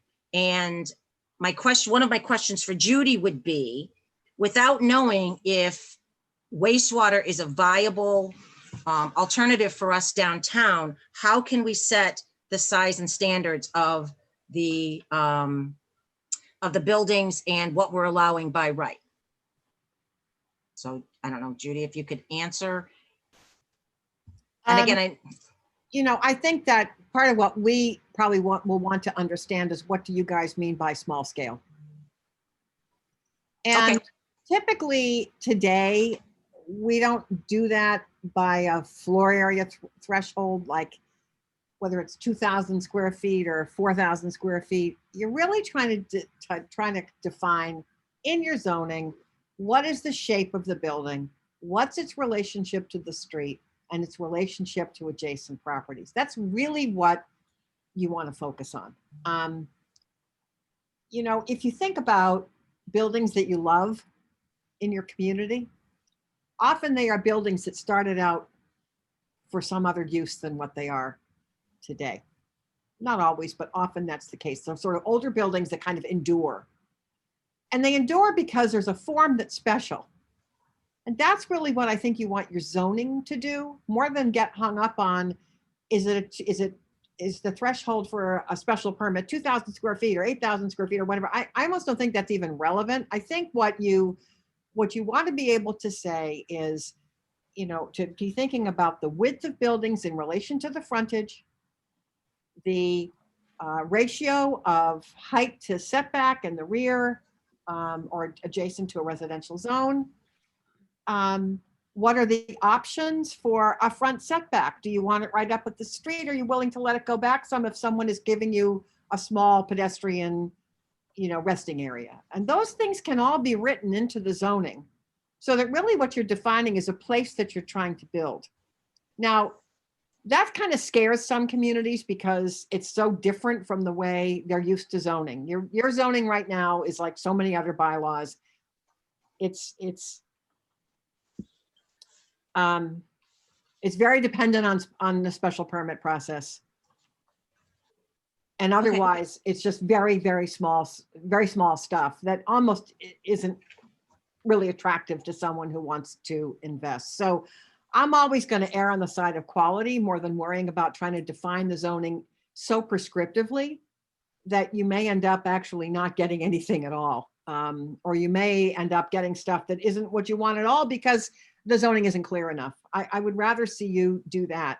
I don't think that probably answers your questions, but except to say, in terms of stormwater management, anybody who's doing a significant redevelopment project today has to meet the state stormwater standards, period. And so you have a competent town engineer. I mean, you have staff. They're going to review any project for those kinds of requirements. Okay, thank you. So I guess if we're asking what I'm looking for, the most important thing for me on a small scale, Judy, is something that promotes a sense of community, a place where we can gather, we can say hi to your neighbor, that, you can sit down. I know some of the renderings, the initial renderings that came out were beautiful. There was a family sitting and having a picnic. I mean, just a gathering place, for one of the things like the food trucks, when we do them downtown, hundreds of people come out. It is such a wonderful, wonderful thing. And that's when I envision our downtown is a place and a sense of community. So I guess that's my easiest answer on what I would be looking for. But I think one of the most important pieces as well is, if we're looking at doing some type of mixed use with housing, there has to be an affordability component to it. For me, that's the most important piece. But it's got to be affordability that also benefits our seniors, benefits young families, or not even a family, depending on the size of the apartments, giving an opportunity to someone young just starting out, to have a place, and again, sense of community in downtown. But I want to make sure that, it also counts towards our housing stock. We're going towards the goal of 10%. And, I'm more looking for something with some form of incentives, however they may be, but a classic affordable unit that's deed restricted that will carry on. And I think those type of developments also enhance your downtown area as well. So I have other things, but I'm going to leave it at that because I know everybody would like an opportunity to speak before we do our hard stop. But I will just leave that. I am certainly in favor of a new district. And Judy, thank you very much. And I look forward to working with you. Great, Lisa, thanks very much. Chelsea? Okay, thank you. So I agreed with a few things that the planning board brought up, and so I'll just touch on a few of those. Mimi brought up the open space with kind of green spaces included, and I think to go along with what Lisa said with the smaller mixed uses, from my perspective, I'm looking for something that makes downtown look like what we all think about it of Southborough, in that, yeah, there's nice places that people can live, but it's also open and people can gather and, walk their dog or, walk their kids or, whatever.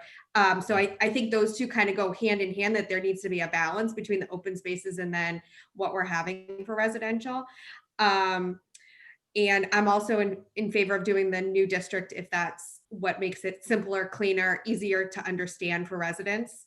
And I think I just have one question for Judy in terms of the parking. So if there's residential in terms of the mixed use piece, are we assuming that that's all going to be on street parking, or is there going to be designated spots for residents to park in? Don't ask for too much parking, because you'll get too much parking. You want buildings, you want landscaping. Okay. If you're going to allow shared uses, then allow shared parking. Okay.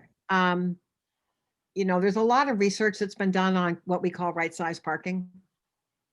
And clearly you're not in a transit district when you're in the town center area, but a lot can be said for kind of essentially shaping the tendency of a building by not over parking it. And so allow the developer to figure out the market. Let the market drive the parking, and don't, all of our towns, you guys too, require so much parking.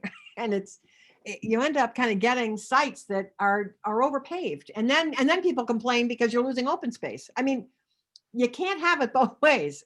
So I would just say my preference would be to write the parking.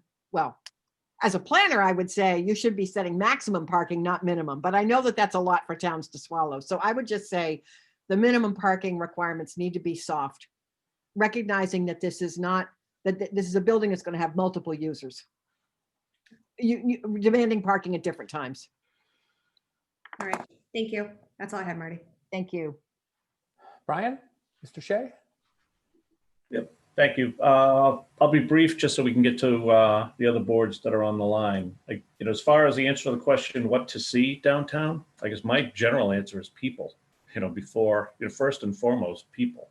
Mm-hmm. And I think that there have been studies done to identify what people want to see downtown. So, those ought to be what we focus on, setting up the zoning to accomplish, to allow those uses that'll get the people there. And yes, maybe there have been limited amounts of people that have attended the meetings and have provided feedback to surveys, but those are the people that have taken the time and effort to do it, and they ought to be heard as well, because we're not going to be able to reach out to everybody. I think the town, I agree with Marty, I think the town has taken a first step to improve accessibility to the downtown with the state project, plus also the town project that's going to continue the work of that project. I think we've created defined sidewalks, bike paths. We've created the means for people to get downtown safely. As far as other infrastructure issues, I think that we need to tackle them hand in hand. The zoning has to be done concurrent with the remainder of the infrastructure. We can't go to town meeting, put this zoning process on hold, go to town meeting to identify a solution to the wastewater and not be able to say, well, these are the businesses that we're trying to attract by building this wastewater system. I think that we need to have a plan in place. Conversely, I agree with Marnie. I think that we can't just go to town meeting looking to solve the zoning problem. We need to be able to address the fact that there are infrastructure issues that need to be solved as well, but they need to move along parallel tracks in order to be done correctly. So those are just some of the thoughts that I have. If nothing else, hopefully we can come to consensus on creating a new district as opposed to the overlay. I think that was, the question that I had. Be curious to hear if there are other boards and committees that have differing opinions, but it seems to, so far there's been consensus on creating a new district as opposed to the overlay. So that's all I have. Great, thanks, Brian. Sam, indulge me for 1 second. And that is, I just want to ask Judy a question. Putting aside the overlay versus new district question, are you getting information that is going to be helping you as you take that next step, which is to sit down and draft a proposed zoning article? Again, as a lay person, particularly when it comes to the zoning world, it feels like there's information that is helpful. I just want to make sure that we're accomplishing that other component of it. I think so. I mean, I've been taking pretty copious notes, so I do think it's helpful. I mean, I have some thoughts about some of the things that have been said, but I'd rather have all of you guys finish what you have to say first, and then maybe if you give me a minute to respond to some of the comments, that would be great. All right, next up is Mr. Stivers. Thanks, Marty. And again, I've been taking notes too, and I'm going to throw out a bunch of sort of stream of consciousness kind of thoughts, not to necessarily discuss them, but like to get them on the table. I think Andrew asked an interesting question. Why are we doing this? I think one of the reasons fits in with what Lisa and others have said in terms of finding a place where people can gather and create sense of community. And I think downtown has a set of assets that are pretty powerful there. You've got things like St. Mark's, Fay, the downtown businesses, Southborough Medical, et cetera, there that can, Woodward School, for example, that can create people who are nearby, and in addition to the residents in that area, to drive what could be a thriving community center there. So I think that's an important thing.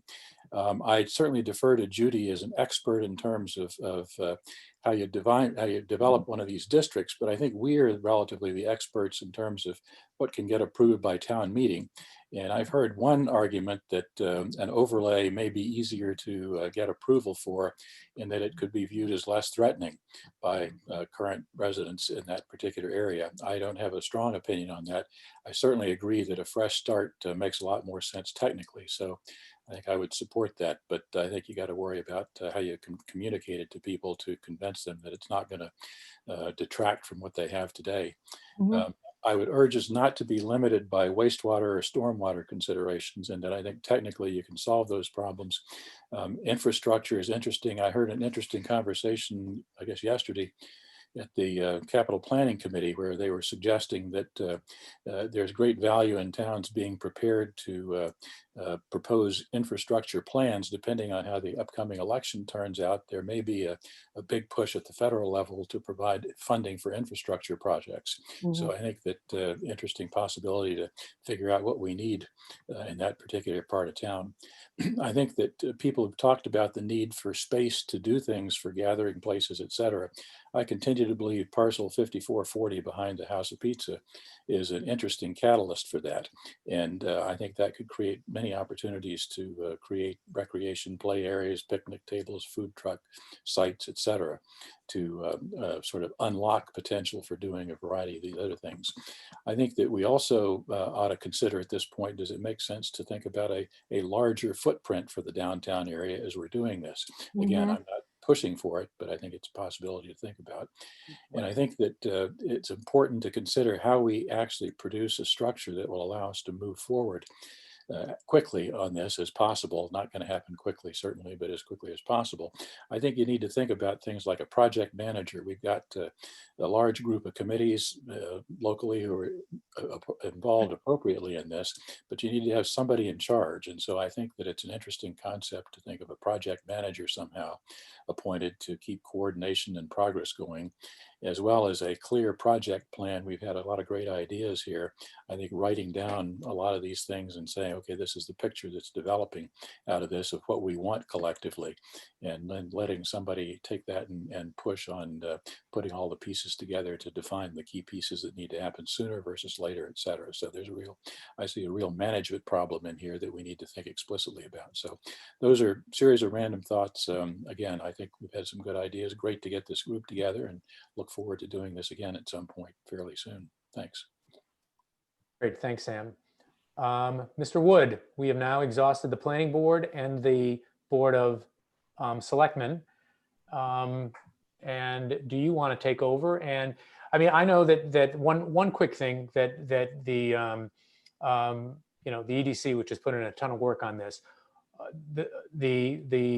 an overlay district was a very strong maybe preference, but at least possibility that the EDC settled on, and maybe address some of the concerns about that, because I agree with Mr. Morris that if we could, coming out of tonight, I mean, we just heard Ms. Barrett say that she's getting some good information on the second component, but going back to the first component, if we can get some sort of closure on whether or not we're going to be looking at an overlay or a new draw, obviously that would be that'd be very helpful. So there you go. Thank you, Mr. Chairman. I don't think the EDC has ever been hung up on an overlay. Initially, we wanted to, when we first spoke with planning years back, we had wanted to do an edit, and they said that wasn't going to be good enough. And I think it was, anyway, it was suggested we do an overlay. So whatever gets it done is in my opinion, what we'd support. So if it's a rewrite, a new district, an overlay, whatever gets the mission accomplished, to me, I'll defer more to my committee and Julie after, because I believe she's on, and let her speak to this because she's been more involved. But I don't think the overlay or a new district is an issue for us at all. So whatever, if everybody thinks a rewrite works best, we're good. I'm pretty sure we're all good with that. Was that your question, or? Yeah, it was. Again, I'm leaving it to you to sort of pull in the other members of your committee. I see, I think Mr. Robbins has his hand up, but I'll leave that to you about order and how you want to run that. I'm going to let Julie go first. Is she in? Ms. Conley? Julie yes, there? or at least she was. She's there with her hand up, so yeah, Vanessa could bring her in. Yeah, I'd like her to be brought in because she could speak to it more. I know she's been more involved with Judy as well as you, Mr. Chairman, and okay, and with planning. Vanessa, do we have Julie Connolly? Yes, we do. Now you're muted, Julie. Just unmute and you're all set to go. Thanks, everyone. Can you hear me now? Yes. Yes. Great. So thank you to Board of Selectmen for putting this together. I think this is a great start. I did want to just address a couple of the issues that I heard about, and I think we've gotten some really great comments and feedback tonight. As far as the question of why mixed use, I appreciate that discussion, and it's something that the EDC has been thinking about for about 3 years now. And the reason why I think it's important for the town and the community as a whole, one is certainly because it seems to be what people want. We put out a study almost 3 years ago now, I think, and there was very strong support for it. Anybody who's involved with any sort of municipal planning knows that that's kind of a what sort of how development is happening right now with mixed use. And I know that, I believe it was Judy had mentioned also that you run into a problem when you have multiple story buildings in a more downtown looking environment where you can't really do retail on second floor anymore due to ADA and other considerations, especially when you're looking at, you know, some of repurposing some of these older buildings. That just doesn't work. I know, I believe some of the members of Shops here on the phone too, and it's something we've talked about with them. I strongly agree with Lisa. You know, I'd love to be able to get an affordability component in here. I think that's important, but also just more generally diversity in housing stock. It's something that Southborough struggles with, and it has ramifications for our local economy as well, because we have a lot of great businesses in town who we've got, you know, a great diversity of businesses in town, which we're very, very fortunate to have. But sometimes they struggle to find talent because, you know, if you're a young person who's, you know, wanting to, you know, come and work for a great company, you might not want a 4-bedroom colonial for $900,000. That might not be what you're looking for. So just general diversity in housing stock is for young people and for seniors looking to downsize and stay in town, I think is really important. Also, mixed use is in line with the governor's mandate and the governor's economic development plan. That's what the state is pushing for. So, and again, we got very strong support on that when we put out the downtown initiative study a few years ago. So it is something I think that our residents support. And just one comment too, just because Andrew had mentioned about reaching out to the Aspazies. We have spoken with them. I don't know, I'm hoping everyone's been able to see those renderings. I think we do have them available if people are interested to put them on the screen. If not, we can certainly get them to you by email after this is over. But we did reach out to the Aspazies and they are aware and they were supportive. I believe the feedback was pretty positive about potentially working with us or with whoever is involved with redeveloping space in the future. So that is something we have explored. And so those are just a couple of the points I want to touch on. Also, a couple other things, green space, trails, community space, that was where we started. That's been a part of our discussion from the beginning. We explored 4 different options, 4 different areas when we started talking about this. And one of them was green space / beautification. So it was the idea of having park benches, of having bike racks, of having trails, and you know, connecting some of the other trails we have in town to the downtown area to make downtown more accessible for pedestrians. So those are certainly things that we fully support. And as far as getting into details about the size, I agree. I mean, I'd say throw 8,000 square foot retail out of your minds for now. I mean, that's not necessarily what we're looking for. We want something that works, and you know, I don't want that to scare anyone. So that's, you know, I'd say don't worry about that. Let's do what works and follow Judy's advice and put together a vision. I think what we wanted to get out of here after having multiple conversations with Judy was that we just want to, you know, get everyone on board with what we think the vision is, so that Judy can put together you know, a more detailed draft for us to look at. So, you know, or are the renderings that we put together last year that we've shared with you, I just want a sense of whether people are on board with that, and if that should be the starting point for writing the terms that Judy has been engaged to write. And my last comment before we go, overlay versus separate district, I have no strong affinity either way. You know, I think I would be happy to pass that decision to the planning board, to Judy, to whoever wants to make that decision, as long as it gets us the ends that we're looking for. I think whatever is easiest and cleanest makes the most sense to me. And happy to answer any questions that anybody has as well.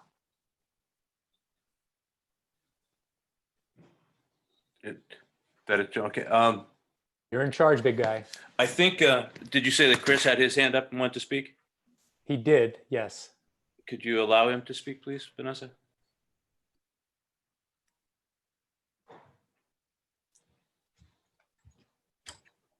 Hello. Hey, Chris. How are you? Well, look, I want to applaud the Board of Selectmen and the rest of the other committees, all of us, for getting together.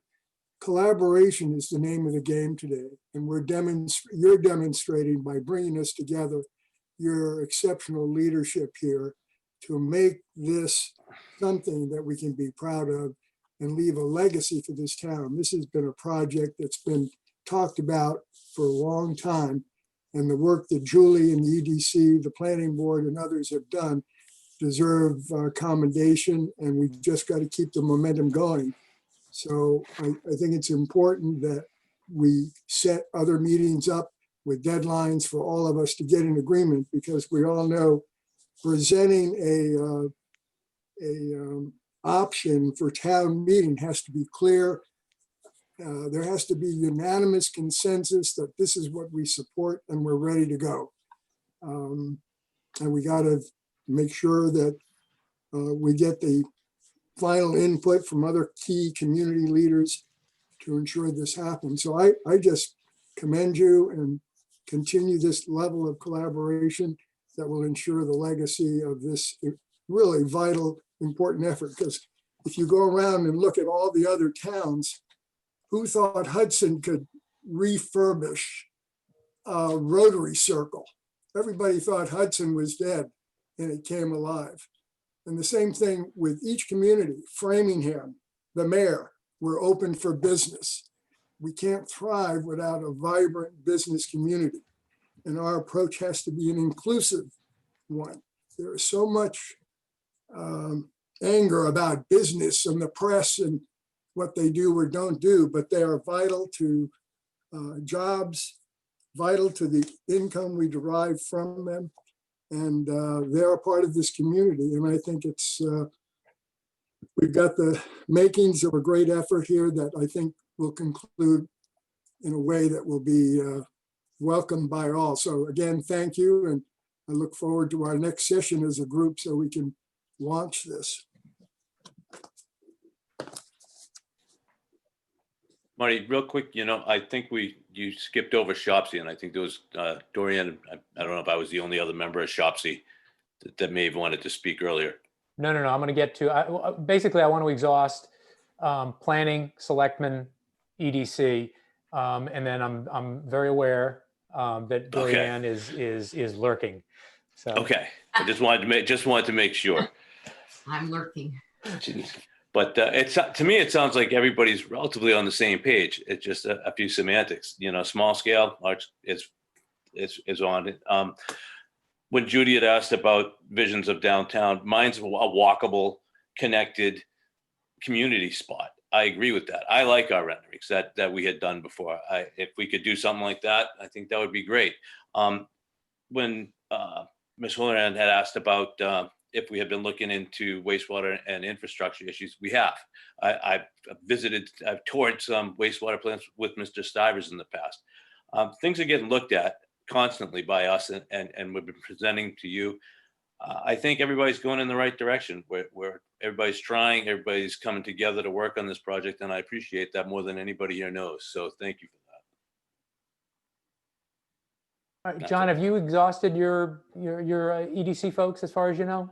I believe it was just myself, Julie, and Chris are one, and I don't know if Ms. Munsif would like to say anything or bring anything up, but Marika, if you're there and you want to say anything, raise your hand. Is she on still? She's on, but not hand up. Yeah, I'm gonna leave, and it actually makes sense to cover the committees first. Okay. And so. I don't have anything else. That's it for us. All right, John, thank you very much. Thank you. Dorian, I know the word I got was that you folks were convening a meeting. First of all, do you have a quorum for your committee? We had a quorum when we started. I'm not sure if we still have a quorum. Okay. I believe Alex should still be in the audience, John Wood, Chelsea, Tom Bisville, and myself. So we should have a quorum if they're all still here. All right. Well, the only reason I ask that is because I'm going to suggest that when you and the members of your committee finish, that because we're going to finish shortly after that on this subject, that somebody move to adjourn your meeting. Okay, We'll take care of the other three that are have quorums after that. But if you could adjourn your meeting. So with that, fire away. okay. Well, thank you, Chairman Healy, for having ShopC participate tonight. ShopC has actually just finished and approved a brand new housing production plan.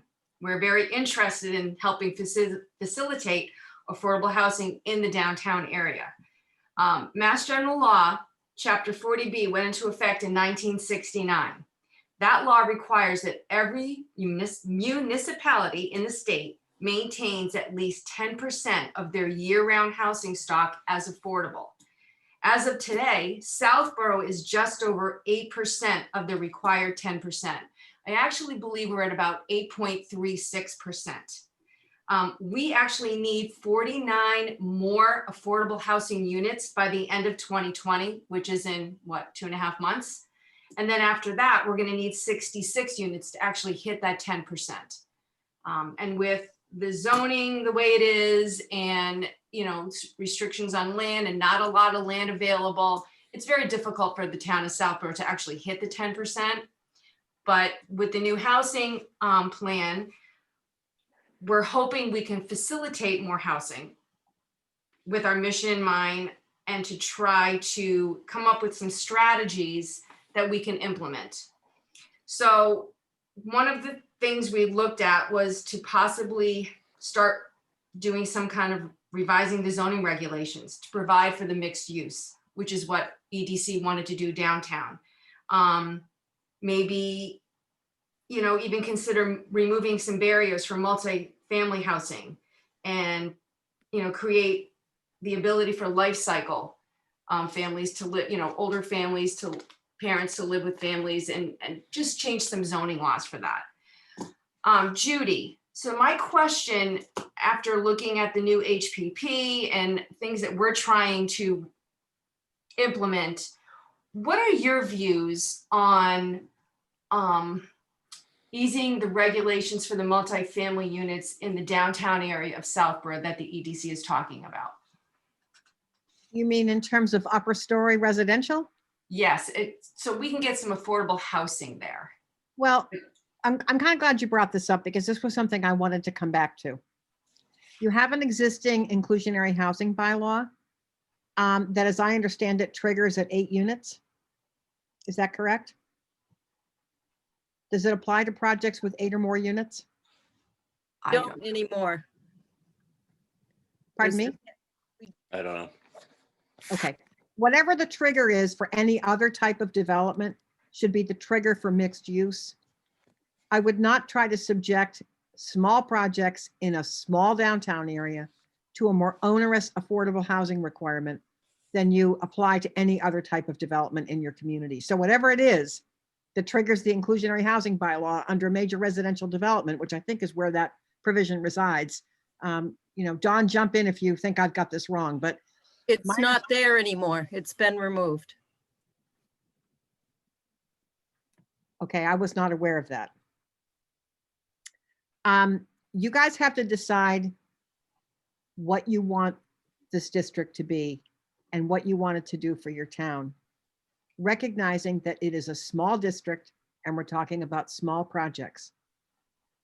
If you try to load too many expectations on projects in a small downtown, in projects that you've all said you want to be small, you may not get anything.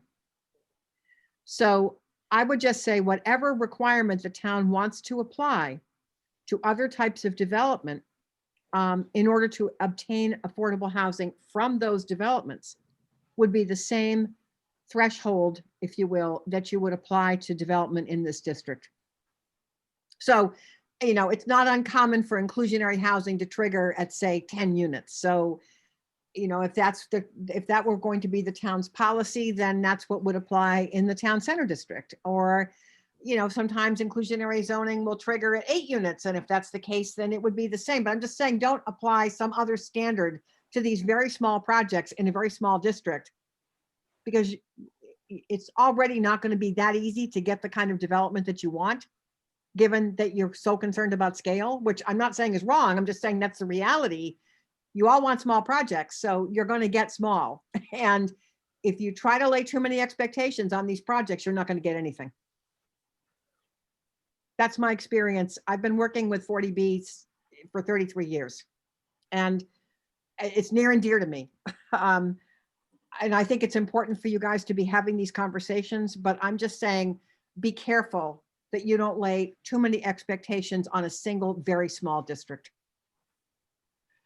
Okay, Judy, with that in mind, with the 40B and the restrictions, and I understand it's a very small area, but if we're talking about multi-use and we're talking about smaller scale, like single units that possibly like a young person or an older person could live in above retail, if they were zoned or not, I don't know if the wording is zoned, but if they were a 40R versus a 40B and we could get affordable housing, would that make a difference? Or what do you feel about like making it a 40R versus a 40B for affordability?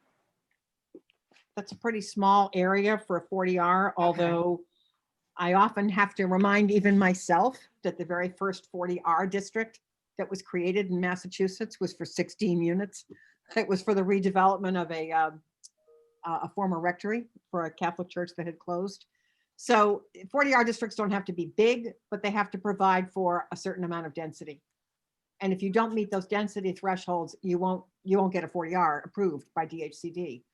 So this is a kind of a small district. I mean, I'd have to really sort of look at what the possibilities were, you know, in this area for a 40R. I'm not prepared to comment on that. It would just really wasn't something I had been asked to look at.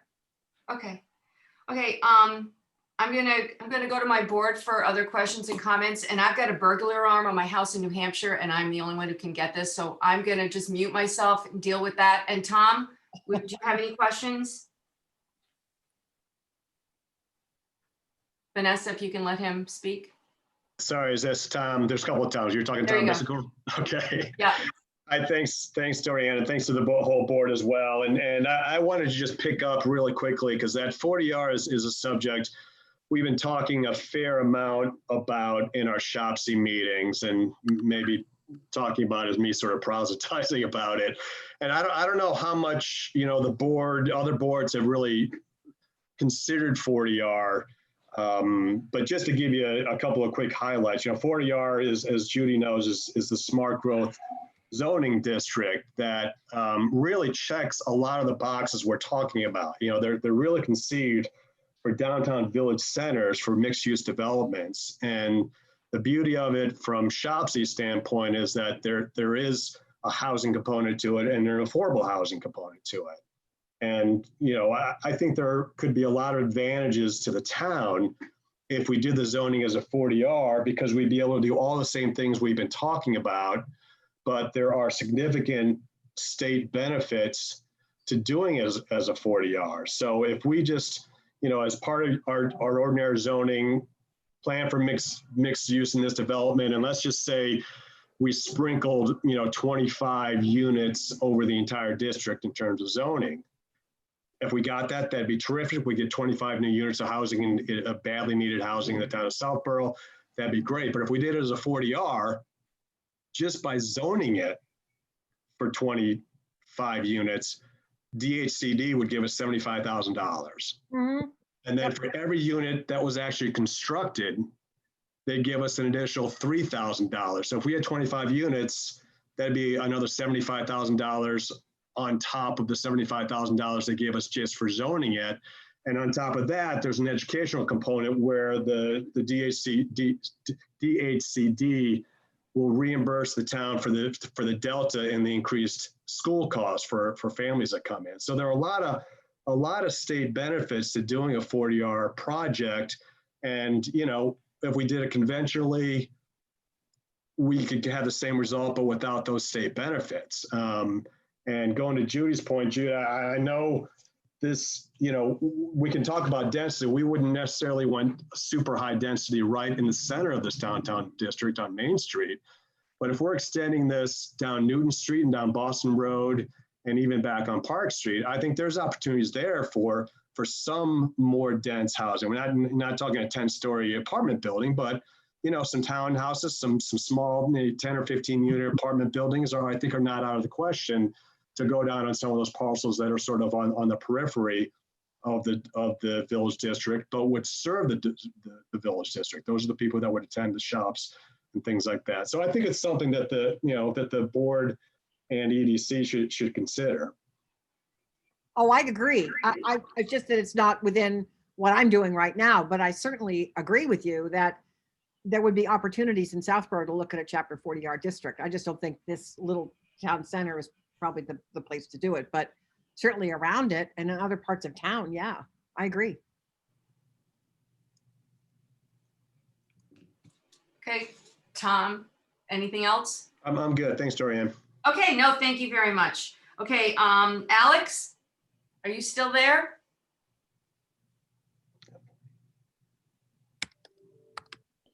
I don't know if he's there because I can't see. Yes, he's there. There he comes. Okay. Thanks, Sam. Okay, I just mic'd myself.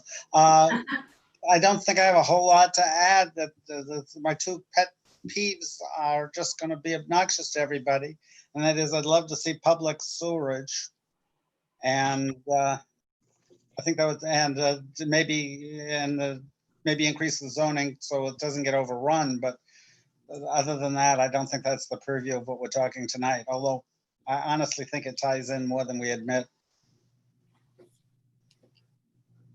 Okay. Anything else, Alex? Nope, thanks. Okay, you're welcome. Thank you. John? Mr. No, Wood? I'm good. Thank Okay. you. And Chelsea? And Chelsea's good. So that's it from Shopsy. All right, why don't you entertain a motion to adjourn so I don't have to worry about Shopsy anymore. Okay, do I have a motion to adjourn? I will make a motion to adjourn. Do I have a second? Second. Okay, all those in favor, it'll be roll call. Alex? Aye.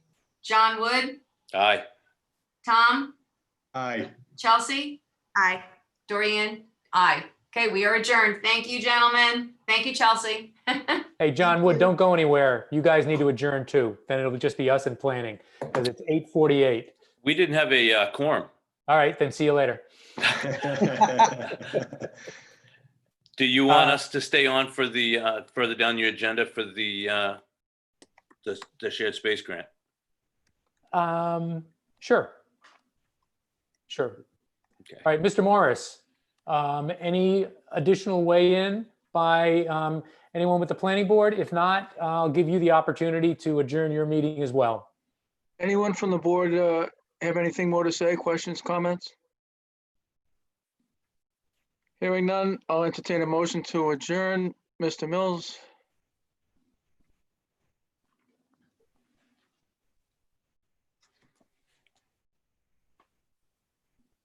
Motion to adjourn.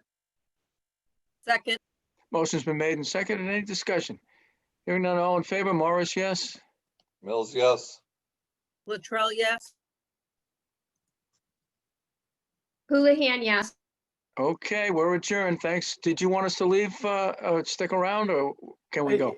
Entirely up to you. But before you either tune out or stick around, thank you very much again for making yourselves available and for I think was an important and productive discussion. So thanks. Agree and thank you very much. Thank you, Donnie. Marty, And there's the a rest of the tree planning board, discussion and thank on you, the Shopsy. agenda that the planning board might have an opinion on. So I don't know if they want to stick around for that. What was that, Sam? There's a tree discussion on the tree policy on the agenda for at the end of the meeting. I don't know if we're going to get to it, but the planning board might want to listen in on that. They've had an opinion on Marty, that. if you have a second, I just have a comment. I was on multiple phone calls with the town planner over the last several days, and as recently as this afternoon, she asked me to respectfully inform the Board of Selectmen that there are 3 items on that the tree committee still has to work on before it gets the draft gets moved up to planning and selectmen. So I would suggest if you do entertain the tree issue at the end of your meeting agenda, that you defer and let the tree committee finish their work. Terrific. Music to my ears, Don. Especially it'll probably be about 10:45. So no, that's it. Thanks for that heads up. It makes sense to do. So again, welcome to stick around. We are going to move off of this, and I guess the final thing is there may be some other, as Mr. Purple, headlined in an email that he sent. The primary focus tonight was to get Board of Selectmen, Planning Board, EDC. We had Shopsy weigh in as well. Believe me, we will provide ample opportunity. We understand whether it's the trails folks, the open space folks, anybody who's paid attention to our meetings knows I've got a particular bugaboo about the incredibly vibrant arts communities in Southborough and tying them into the discussion as well. So there will be ample opportunity. It's just that apologies, but we need to move on to the rest of our agenda tonight. Marty, just so we all know, what's the next step with downtown? Well, I mean, it's going to take place, Don, on a number of levels. Judy has got some information tonight from some of the important players in the whole process. I'm taking her at her word that it's been helpful, and that it will enable her to start again writing in pen as opposed to pencil in terms of some of the regulations, revising of the zoning article. But there's also going to be, I'm sorry, Don, go ahead. The next step is Judy. Yes. It's Judy, but there will be parallel tracks as well. Right. We're going to try to get input from other stakeholders, and not just boards and committees in the town, but stakeholders. I know EDC has reached out to folks in the area. That's something that I think that we're obligated to do as well. So there's spade work to be done in a number of different areas, but on the drafting side, that shifts to Judy. And again, hopefully she's gotten some helpful information that's going to guide her writing. I think I have. Terrific. Okay. Great. Thank you very much. All right. Thank For you. those who are leaving, good night. Judy, you can leave too. I can go now? You I'm can done? go. And thank you very much. Incredibly helpful. Judy, thank you. This is John. I appreciate you coming out tonight. No problem. Thanks a lot. Take care. Okay. Good night. Good night. Thank you again, Planning Board and Shopsy and Selectmen. All right. Next up, Chair's report. It's amazing. When we put the agenda together a week ago or so, there were, there were the two items that I wanted to address: the liaison assignments and the selectmen goals, both of which I thought were going to be quick as can be. And my list grew over the week. So bear with me as I march through this. Number one, Shopsy, and we don't have to set a meeting date tonight. That's for an agenda item. Shopsy has reached out through Dorianne and requested a meeting about some of the things they talked about tonight, and specifically having to do with potential funding initiatives. And I think that's a discussion that ultimately we'll need to loop the community preservation people in about as well. I had the town accountant do a little research assignment, and Shopsy was right in their instincts that there's basically four prongs of the CPA. There's open space, there's rec, there's historical, and there's housing. And housing has very much been the poor cousin of that group in terms of CPC, CPA initiatives by the town of Southborough. And particularly in the environment we find ourselves in now, we've talked an awful lot about inclusivity and the like. I think it's time to think about rectifying that. And Shopsy has reached out on that score. The flagpole letter that we sent got a response that is more favorable to getting this issue resolved short of litigation than had been the case before. Mr. Purple, correct me if I'm wrong, but the option that is going to be pursued, discussed with the folks at Crown is going to be basically to return the flagpole to the condition that was in before that condition changed. That's correct. Okay, and that's the quicker option. It's it'll be the flagpole that we've gotten used to over the previous years, and if and when there's a commercial option, then that might preserve that as well. But knock on wood, we've moved from a contentious, potentially litigious stance to one that appears at least inching towards cooperation and getting this thing resolved. Let's see. Historical. We've been reached out to by the Mass Historical. I don't know what the formal name is, but there's an old sign that used to be at the intersection of Route 30 and Parkerville that the Mass Historical folks have determined has some significance, and no cost to the town of Southborough at the front end. We're going to give them the green light to do what they need to restore that sign.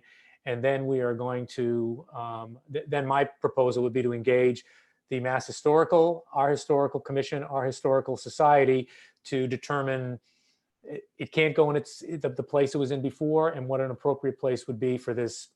It's a couple of hundred years, possibly year old sign. So that'll be in the offing. Again, no cost to us. Mass Historical folks are going to take care of it.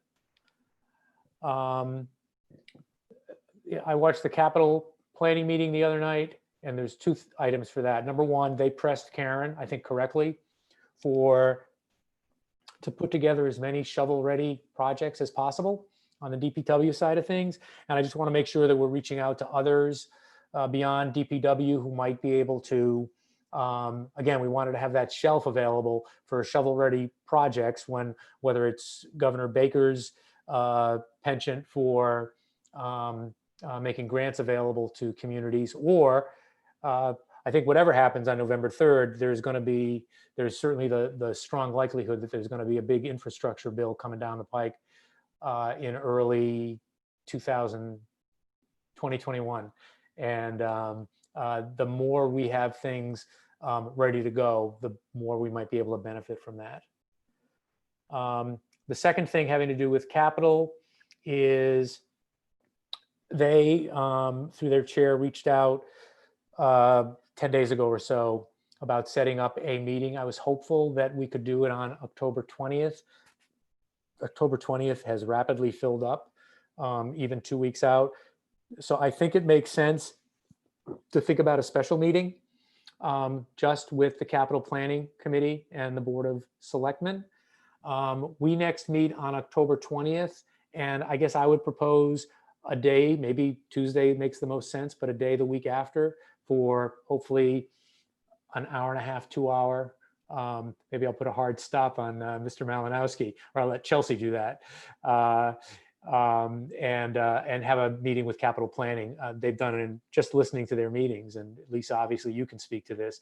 They've done an incredible amount of work lining up potential warrant articles and capital articles for the, knock on wood, hopefully Springtown meeting. So if not the 27th, which is a Tuesday, is there a day the week of the, what is that, the 26th through the Thursdays, the 29th? Does that make sense to people, first of all? Yep, 27th works for me. Seeing a lot of heads nodding. All right, so why don't we plan on that?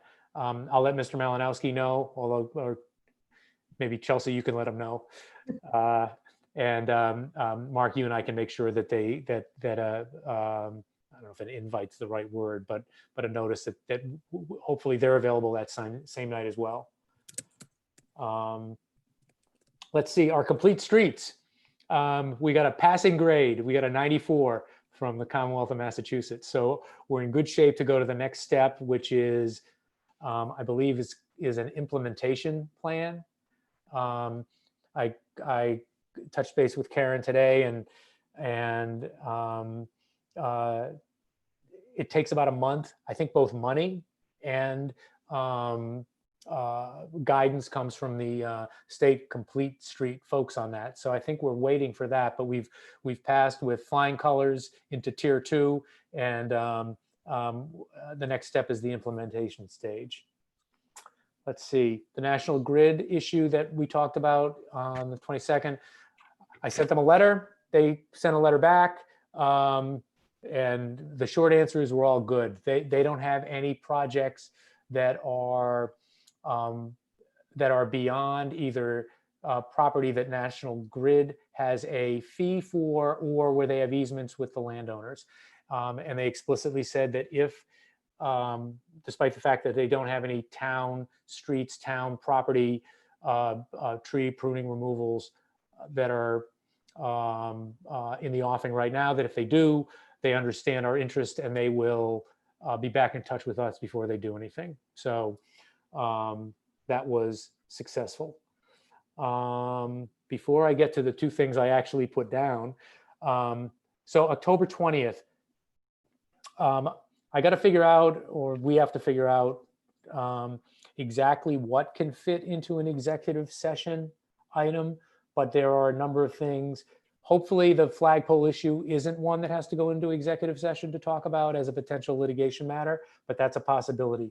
The Warfield case that you got materials about, hopefully between now and October 20th, the court rules on the motion that was filed by the attorney who now represents the town through the insurance contract to get a default removed. Knock on wood, that happens before the 20th, but we still need to talk about where we are in litigation with respect to that case. And the two other things I want to talk about, and again, I think they are probably executive session matters, but I need to think about it. Two things. Number one, our public comment, it's not a bylaw, policy. I would like to at least have a discussion and maybe revisit some of the language in that. And specifically having to do with it's the last sentence or two. I don't think it's necessary. Certainly in my year and a half on the board, I haven't seen anything necessary beyond a sort of straight policy that we encourage public comment and public participation. I don't think anything beyond that is needed, but we should talk about it. And it also may touch upon litigation, so it might be an executive session matter.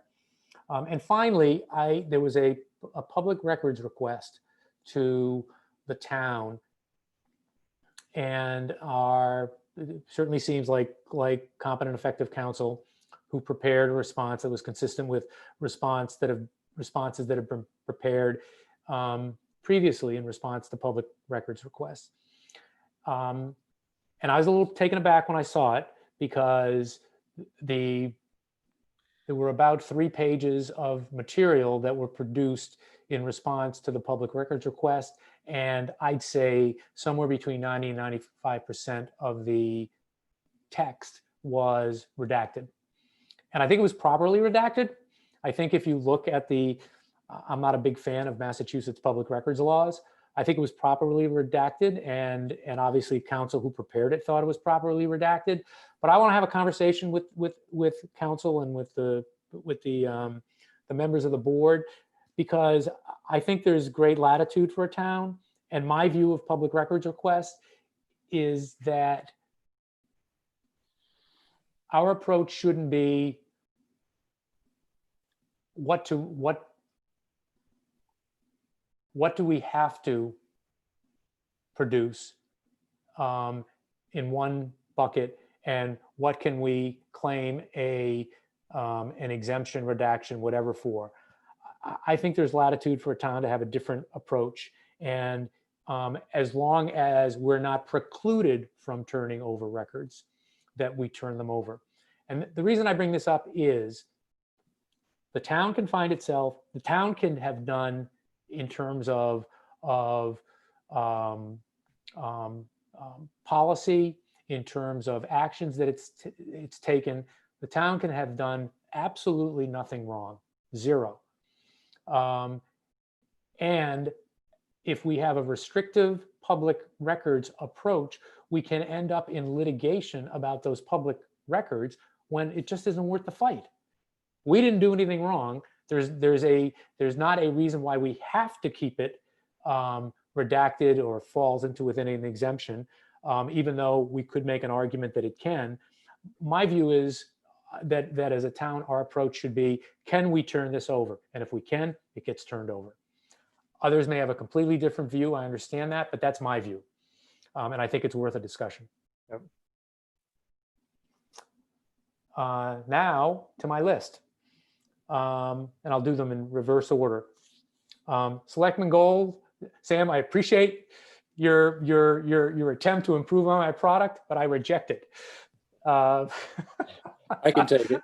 I just think we've done more than was on the list. I think that's one of the things I was well, trying. let me know. Again, if there are things, shoot me an email that again, and that's one of the reasons I want to have a lot more detail in it, Sam, because there's no question things are going to fall through the cracks, and I'd rather that they fall through the cracks as an X than as that was in the structure I sent you. So you didn't even read it. Go on. I did read it, and it was 2 pages, which of course made it, vetoed immediately. All right, and so the last one is the liaison assignments, and I was ready to make these, or at least make a first pass at them, and then I happened to tune in to the advisory committee meeting, and they were talking about their liaison and their approach to the departments.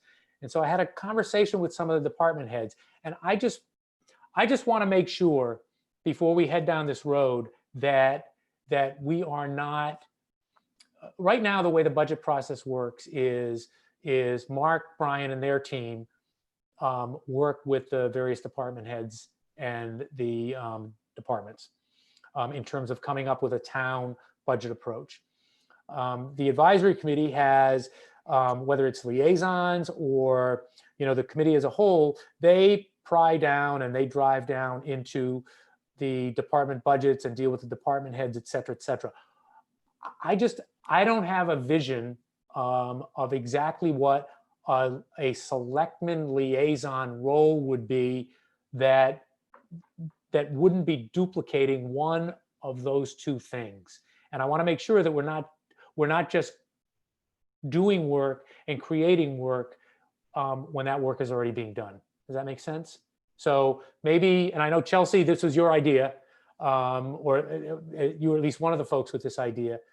So I'm happy to talk about it now. I'm happy to if you want to designate Chelsea to have a conversation with me offline and talk about it. But is my concern misplaced? I'm just worried about, again, duplicating effort that's already going on with Brian and Mark and their team, and that advisory is doing as part of their statutory responsibility. That's my little spiel. I do have a suggestion, but go ahead, Chelsea. So I think where I was from on this one is we don't have a lot of the department heads in on a regular basis. I know we've had Chief Paulus in. I think we're planning on having Chief Achilles in. But we don't have a lot of contact with the department heads throughout the year. And if they're going to come in front of us once to talk about their budget, I don't think we're getting into the details of what they're presenting in the budgets. And I think we have a really hard year coming up that we need to be fiscally responsible. And I think we need to look at every line item that's going into a budget. And I think with our FY20 review, we uncovered items that were missed in FY20 and then carried into FY21. And so we know that we're going to have things that are going to come up through this year. So I want to make sure that we button down the budget process. And I was thinking by having liaisons, you build those relationships with the departments, the budgets more intimately than having to know all of the budgets. So that's kind of where I was going with the liaison idea. Okay. And Marty? Yep. If I can offer a thought, I was actually thinking in a little different direction. Having been one of those liaisons as an advisory committee member, I think that's a very valuable role. I guess I'm willing to defer to advisory to actually dig in on the numbers details. I think there's another sort of different role for a liaison, which is more on the strategic level. I'd be very interested in understanding better what some of the departments are thinking of longer term in terms of opportunities, threats, pressures, et cetera, services that they want to provide, should be providing, et cetera, that will eventually look into the budget process. But I think it's something that I sort of look at as our long range radar for some of these organizations that don't get a chance frequently to think about that or talk about it with us. So it seems to me that operates in parallel with the budget process. I think you need to do both. I'm prepared to defer to advisory on the numbers and think more on the strategic level with the department. So that's the role that I would actually be very interested in pursuing here. Lisa or Brian? Well, Brian, if you want to go first, that's fine, but, No, go ahead. okay. You jumped in So- first. I think it depends on, there's different members on the board that are looking at different things. I know, I personally delve into the numbers, that's more what my forte is. Sam, I understand the strategy and going forward, I'm looking at maybe the long-term goals. I don't know why a liaison couldn't do both. I don't know why we couldn't take the opportunity. I mean, I know, and again, it just depends the level of detail that different members of the board want to look into. I mean, if we don't want to do a liaison, then, I'll still continue to dig into the numbers, and I'm sure Chelsea will as well. I just think it makes things a little easier to do it this way. But again, I'm one of five. Brian? Yeah, so, and I guess the one concern that I had with the whole liaison process is just not wanting, understanding that we need to have the department heads do their job as well, right? And we also need to have Mark and Brian do their jobs. And I think that over the last few years, and it certainly evolved a lot more while I was on the advisory committee myself, there was a lot more of an effort by our finance team to take initial budgets, to do a good scrub on them and get them ready. And I almost see us as in a review position, and I don't want to insert ourselves into the process too soon and too early to make it seem to the department heads and to Mark and Brian that we're trying to do their jobs for them and that we're trying to get involved too soon.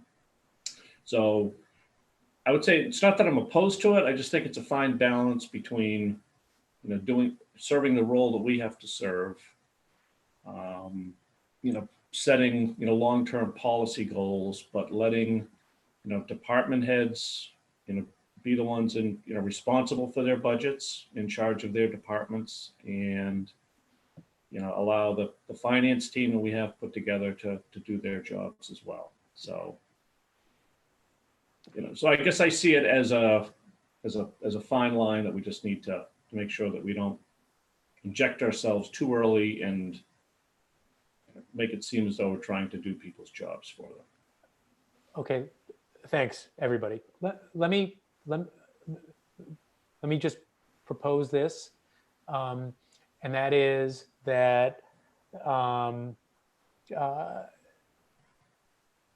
let's see if between now and the 20th, and I don't want to talk to both Lisa and Chelsea, so maybe it makes sense, since Lisa and I are going to be talking about the agenda and everything like that, for it to be Lisa. It seems her approach, Chelsea, is similar to yours, or her view is similar to yours.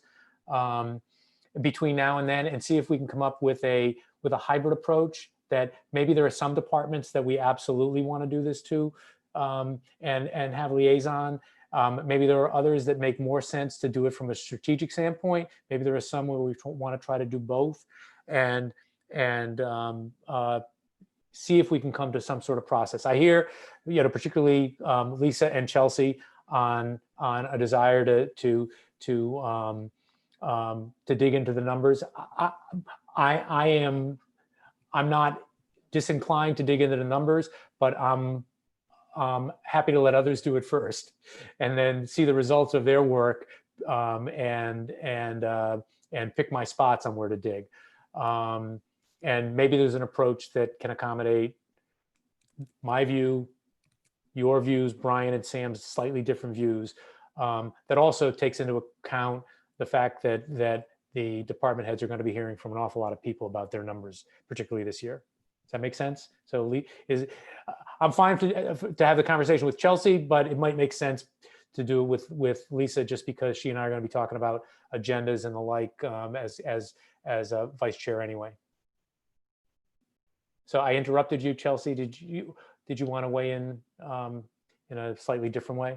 The only thing I was going to add was I actually selected my departments based on mine and Sam's approach. One, I wasn't so much about digging into their budget and understanding the numbers, but it was understanding how the department works and trying to get more information about how the department works, because I just don't know a lot about it. And so I'm interested in learning more. And I thought if I was liaison, then it would make sense for me to go ahead and dig. I guess I can go ahead and do that anyways and contact to the department head to understand more. But that's kind of, I was using the liaison to do that. And then the other department, I felt like I wanted to get it more into their numbers. So it was kind of a dual purpose. And that's kind of how I selected what I was interested in. Were the ones I didn't know a lot about. Okay. All right. So don't not do anything you want to do, but give Lisa and me a chance. We be between now and the 20th and see if we can come up with a proposal for them. Fair enough? Okay. I am gonna, I kind of know what's coming on the rent mortgage relief CARES Act question. So Lisa, I am going to run to the men's room. And so the gavel is yours until I come back. Okay, great. Thanks, Marty. So I had mentioned at our last meeting that through the CARES Act, Holliston has created a rent and mortgage relief program. It's funded through the CARES Act. I've had the opportunity since I first discussed it at our last meeting or first mentioned it. I actually was able to speak to the department head for the Holliston Youth and Family Services. And we talked a little bit about the program and how it's set up and how they initially set it up. And one of the things that I thought was best at the time was I wanted to update the board that, we are digging further into this to be able to give the opportunity. Holliston, when they created theirs, started with only $25,000 and they were almost overwhelmed by the response from people. So I think we have a great opportunity here. The first round of funding closes out at the end of October. So, but the CARES Fund money is available for the second round through the end of December. So I think we have an opportunity here to set something up. I have a call scheduled with Sarah Cassell. She's also spoken to Ms. Weiner from Holliston. So I hope to be able to report back and, and the group of us have a conversation and hopefully for the next meeting be able to bring something back a little more comprehensive to see if that's something that the town is interested in pursuing through the end of the year. So that was basically all I had on that. Yes. That sounds like a great idea. How long did it take Holliston to get this set up? Is this something you have to apply for and wait 6 months for the feds to tell you have money, or can it happen pretty quickly? No, she said it was relatively quickly because the funds are available, Sam. And one of the things we wanted to do was to get more in depth in how they did it. I mean, we're fortunate that we have a program that we could mirror. A lot of Holliston is similar to Southborough. And obviously the goal would be, if we could do this, to be able to get this up and running before the end of October so we could take advantage of some of the funds that, again, the town would decide if the town wanted to do this. We might be able to do a quick first round, but they've done all the legwork and all the groundwork to set the path for us. Interesting question would be, are there things that they've found out that would make it less desirable? I have a hard time seeing what that would be. And do we know some of these things? For example, one of the recent EDC grants, they had intel that said if you apply for less than $30,000, they don't even review it, they give it to you. And so anything we know about, are there thresholds there? You can get $100,000 easy, or you can't get more than 25,000 or whatever. So to understand what you apply for, but I sure don't see any reason why we shouldn't pursue this. Okay, that's great, Sam. And I'll ask him that questions, when I come back to give more information to the board. We can, I'll certainly share that. I continue to believe there is a huge amount of COVID related and other federal money out there that they're desperate to give away these days. And we need to focus. That comes back to the grant writer conversation we've had previously. It'd be great if we could find ways to focus and learn more about that and take advantage of some of these things, because I think there's a lot of opportunity there for us. Yep, absolutely. And like I said, Sarah has also reached out to, to Jackie, who's her counterpart, and they've had a brief discussion as well. So, I mean, I think we're moving on the right path to get more information that we need. And again, I think through the program, how Holliston has it set up is, you can get up to 3 months rental and mortgage assistance. And depending on whether it's a studio, 1 bedroom or 2 bedroom, or even a 3 bedroom plus, you could get up to $2,000. And I think people that are extremely affected by COVID right now, that could be, a matter of losing your house or not. And it's a 3-month program. So huge opportunity. Yep. So, okay, that was it for me. Thank you. Great, thanks, Lisa. Any other member reports? Mr. Stivers. A couple of quick things. Brian and I had the thrill of getting trained on the new ClearGov budgeting system, which actually is pretty exciting. Very helpful system. I think that's going to help us a lot with keeping track of the budget process going forward. So I think that's a great step forward.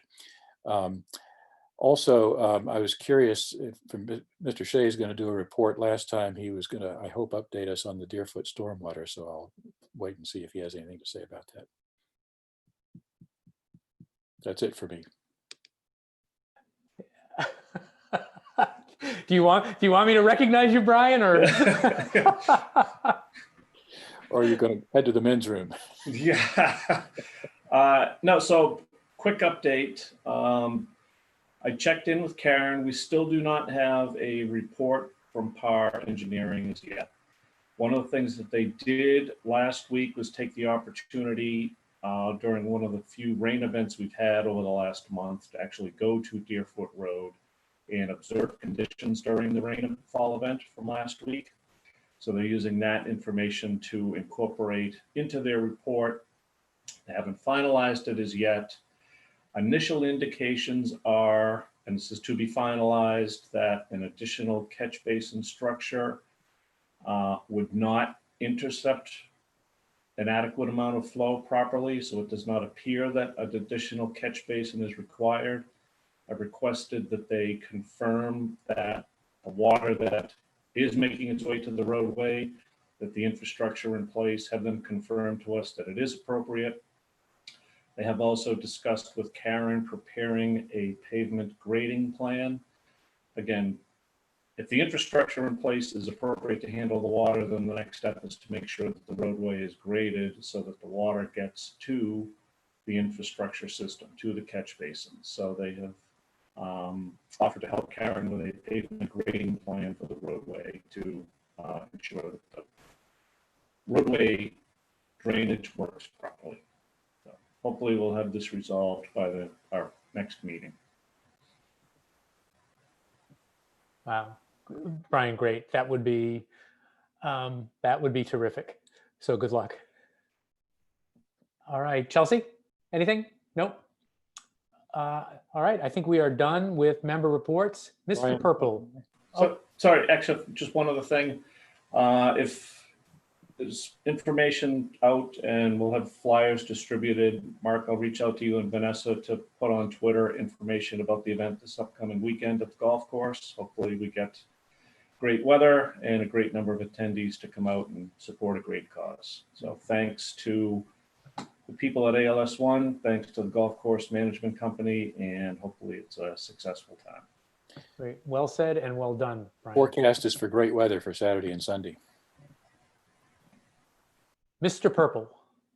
Mr. Chairman, members of the board. So just a couple of things. I did want to point out that Ms. Malinowski has also been trained on ClearGov, been looking into the ClearGov. I know she's as excited as anybody is about, being able to drill down into, the budgets a little bit. I've said all along, if this works right, it's going to be, I think it's really going to be great to try to answer a lot of those questions about the budget, but there may be some patience required as we enter the burn-in period, while we're entering in budgets. Hopefully budgets are going to be able to be entered in.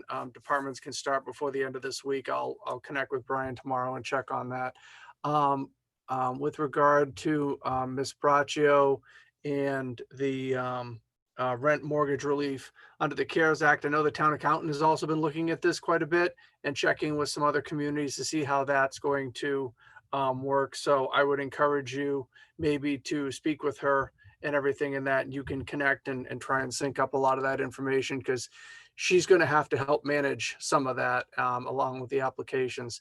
And then to Mr. Stivers, the one piece with regards to some of the CARES Act and a lot of money being out there. There is a lot of money out there, but there's a lot of strings attached, and there's a lot of fences that need to be, we need to stay within. They recently, again, Carla has been hounding this, and they've recently opened it up to include additional flu clinic expenses that can be covered under CARES Act. Not the stuff that you normally budget, but if this year you anticipate having a bigger number of people, or you're going to have 2 or 3 dates, all the extra stuff is CARES eligible in that. So we're working with Board of Health to make sure that that we can have access to that money. With regards to the information that I had in the packet, I believe that Ms. Houlihan already did a fair job at speaking to the letter from Mr. Romano on behalf of ComCan regarding the final $50,000 payment in the community host agreement.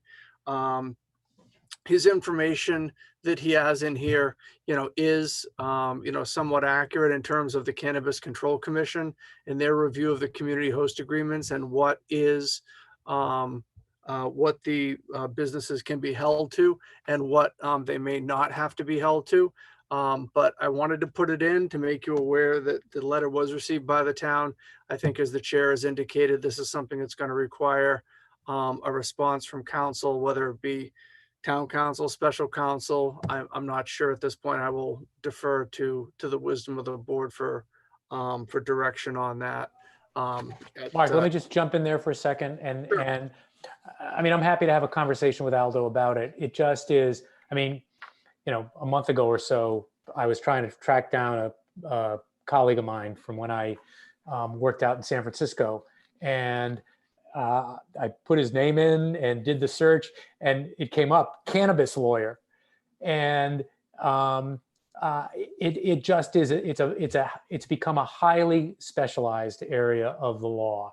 And I just want to make sure this is an important enough issue for the town to take on. And I just want to make sure that our cannabis gunslinger is equal or better to their cannabis gunslinger. As cannabis bullets. Yeah.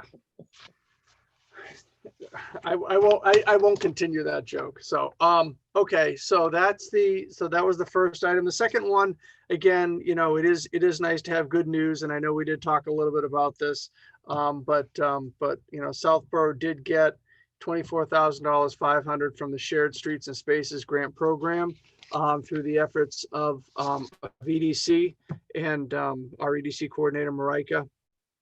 So it's a great opportunity for us to partner with the businesses when it comes to outdoor tents, when it comes to heaters, to try to help extend that outdoor dining season for them. And then also to do, some improvements in our green spaces downtown, whether it be planters, bicycle racks, maybe some picnic table seatings. And I know that EDC is already taking a look with Karen as to where some of those could be located to be something that is going to be easy to maintain and not, get in the way of any annual maintenance or seasonal plowing, things of that nature. So kudos to them. I think it's great. This is on top of the micro enterprise loan that EDC had already got. So Sam, they should be on the top of your list in terms of the groups that are getting the grants right now. So we can always beat the bushes more, but I think this is a nice job, a nice effort. Yep. Agreed. Oh, sorry. We put that information out to make sure that everybody had that. So again, kudos. The final item, I had sent the board a memo. I believe that, we had talked about as a board doing a quarterly review on our executive session minutes and trying to determine what should be, what should be released. If there are things that could be released and maybe with some redactions, if there was more than one topic being discussed, or if there are things that are still hold the confidential nature of the executive session that should not be released. I went back to the beginning of calendar 2020. We had 6 meetings. And after taking a look at these and then talking quickly with Labor Council just to confirm, there are 4 of the 6 sets that can be released in their entirety. Their contract negotiations with department heads that have been concluded. There is 1 that cannot be released at this point. It's regarding litigation that is still ongoing. And so that is something that should remain in executive session. It should not be released at this point. And then the final one, there was contract negotiations with the department head, but there were also negotiations with the town union. And it's recommended that those minutes can be released, but the negotiation pieces for the union should be redacted. And so those are the recommendations that I would bring to you for those 6 sets of minutes. If in fact you're comfortable with those, then I can put those on for the next meeting for them to be released. I also had a request from a member that we try to take a look a little bit further back. I know that, when we had some issues with, minutes getting lost from getting approved or released or posted a number of years ago, Mr. Shea, in his wisdom as chair, had us start an Excel sheet, which basically tracked the minutes, tracked the meetings and tracked the minutes and the date of the meetings and the date the minutes were approved and ensuring it was done in a timely fashion. What we're doing now is we're adding columns onto those, which basically tells us whether or not, if they're executive session minutes, whether they've been released and whether they've been redacted. And so we're going to go back, start going back a couple of years at a time to see if there are things that still have not been released from executive session that should be released from executive session. So hopefully it's not going to be another quarter before I report back on this. There may be something as soon as the meeting on the 20th to be able to give you some additional recommendations on things to be released. So Mark, to follow up on the 20th, the executive session minutes that you've identified as being releasable will be on the agenda for us to vote on to release. Correct. There's the likelihood, somewhere between possibility and likelihood, that there'll be some additional ones based on the research you're going to do going back farther. Yes. Okay.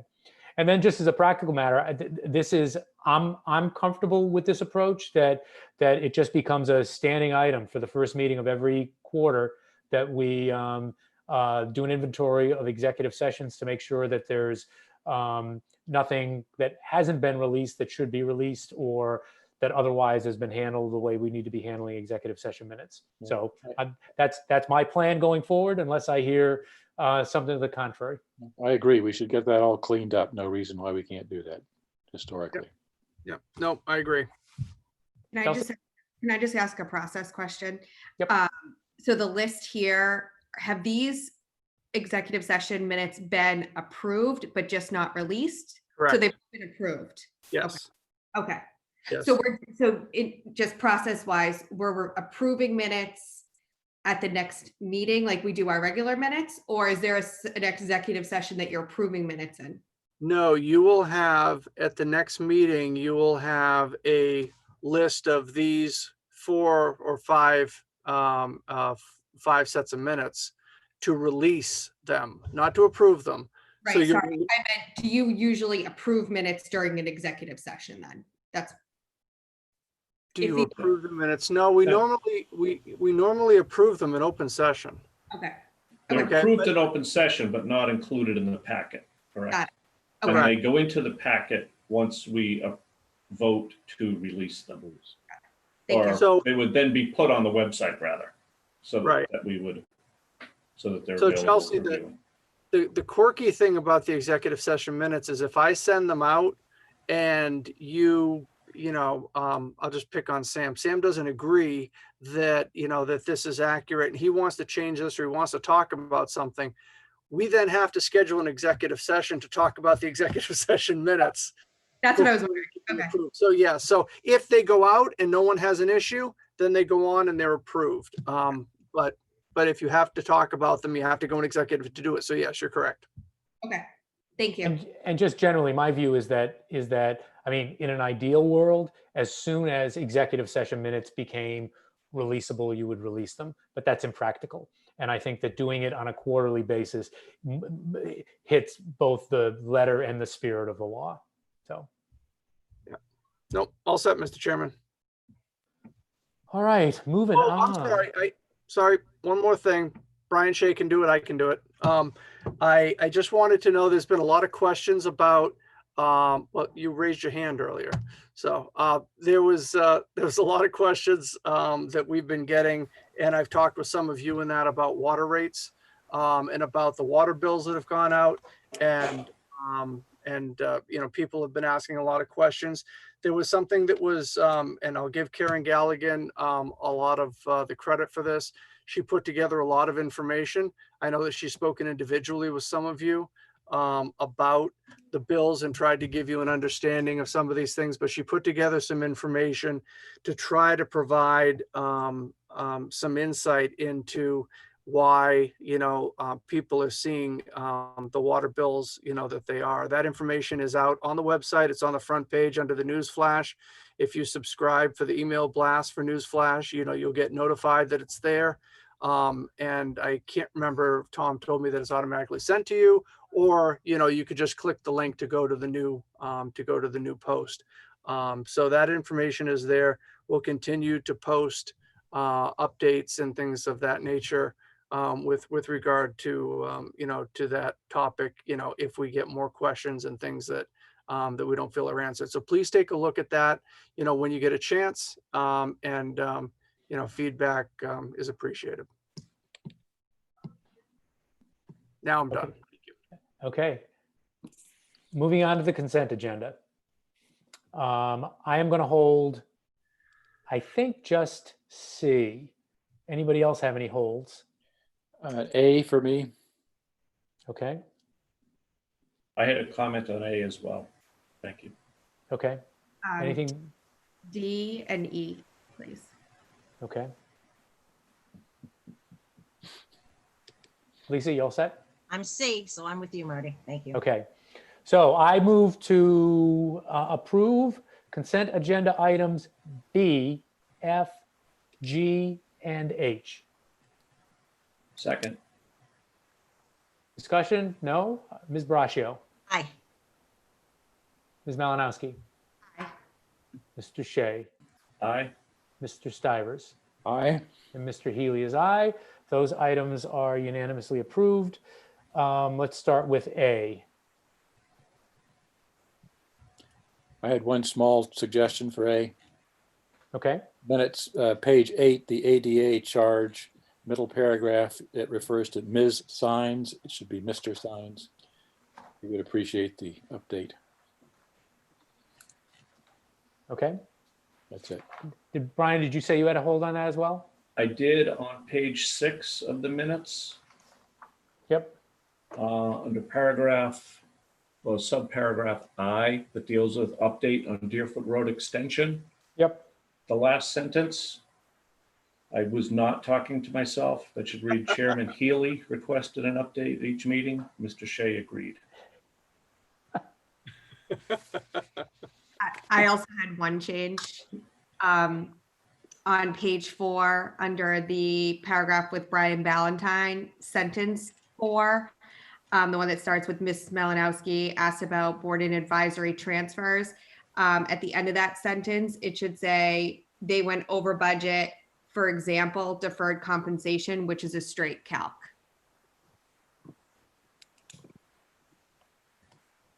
Okay. The first two were easy. Is the third one? Did some?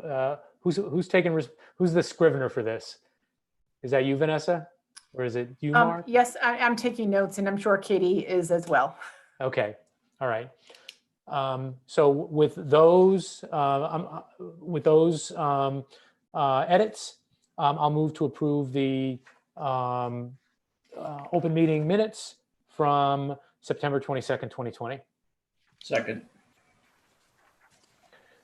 Discussion? No. Ms. Braccio? Aye. Ms. Malinowski? Aye. Mr. Shea? Aye. Mr. Stivers?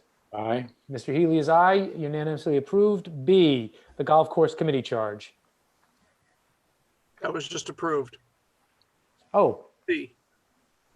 oh, I'm sorry. You're right, it was.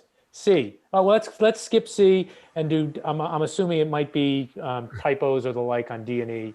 So if I'm wrong, but let's go to D first, the COVID-19 remote learning. Yep, so we discussed at our last meeting that it was going to be the fire chief, not his designee. So I just wanted to take or his designee out. Okay, yep, no, I remember that discussion. Good point. Anyone else, anything else on that? I guess it turns out, and Mark or Vanessa, that St. Mark's doesn't need to do this year. So yeah, that is the case. I'm sorry, Vanessa, you want to go? No, you go ahead. So that is the case at this point right now, that if you, according to the state, if you have 5 children or less, then you do not need to go through this process to get this exemption and get the approval from the town. They did have 6, they did have 1 child drop out. Right now they're at 5. So we'll continue to monitor this if in fact we do need to do these documents and get these approvals. Okay, but it's still worth getting this in place as an approved policy and form. I think it'd be much easier to get this in place now and have it available to us if in fact those numbers change. I don't think we want to go back to recreate the wheel when they actually need to get it in place now. All right, so with Ms. Malinowski's edit, I'll move to approve the COVID-19 remote learning enrichment policy and forms. Second. Discussion, no. Ms. Braccio? Aye. Ms. Malinowski? Aye. Mr. Shea? Aye. Mr. Stivers? Aye. Mr. Healy is aye, unanimously approved. The ADA grievance and non-discrimination policy, I'm not sure who held that. That was me. Okay, Chelsea? So a couple of things on this one. So I've been going through our policies as part of our goals for this year, and I actually came across a prior ADA policy. And so I checked with Vanessa today to make sure that that one will be removed if we approve this one. So I just wanted to make sure that as we are removing policies that we take the proper procedure to remove it if we're replacing it with a new one. So that's comment 1. The second one is, I thought at the last meeting we discussed the difference between a complaint and a grievance. And I just wanted to make sure that I understood that a complaint goes to the ADA committee and a grievance goes through this process. And if I misunderstood, then I didn't follow the conversation last time. So I just wanted to make sure that there is a difference and that there is a separate form on the website that I actually couldn't find. Other than it was like a form you could print out, not an online form. So I just wanted clarification on that.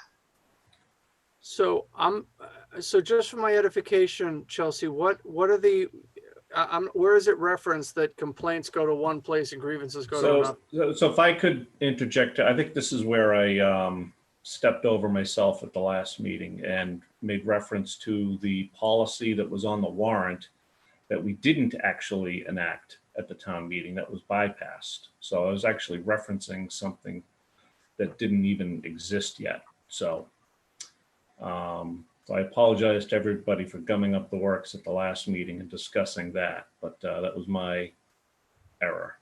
But that's still going to be on the warrant in the future, right? So we'll need to clean that up at the time, but as of right now, it doesn't exist. That conflict doesn't exist. But if we're going to put a policy in place, I don't want to refer to something as a complaint if that's going to be changed when we do it on the warrant at a future town meeting. Are the words interchangeable if the warrant is, or the article is accepted on the warrant? Well, the way that the other article is written, and I don't have it in front of me and I'm going by memory, but I thought that that committee would serve as a conduit to, to voice complaints, to voice issues.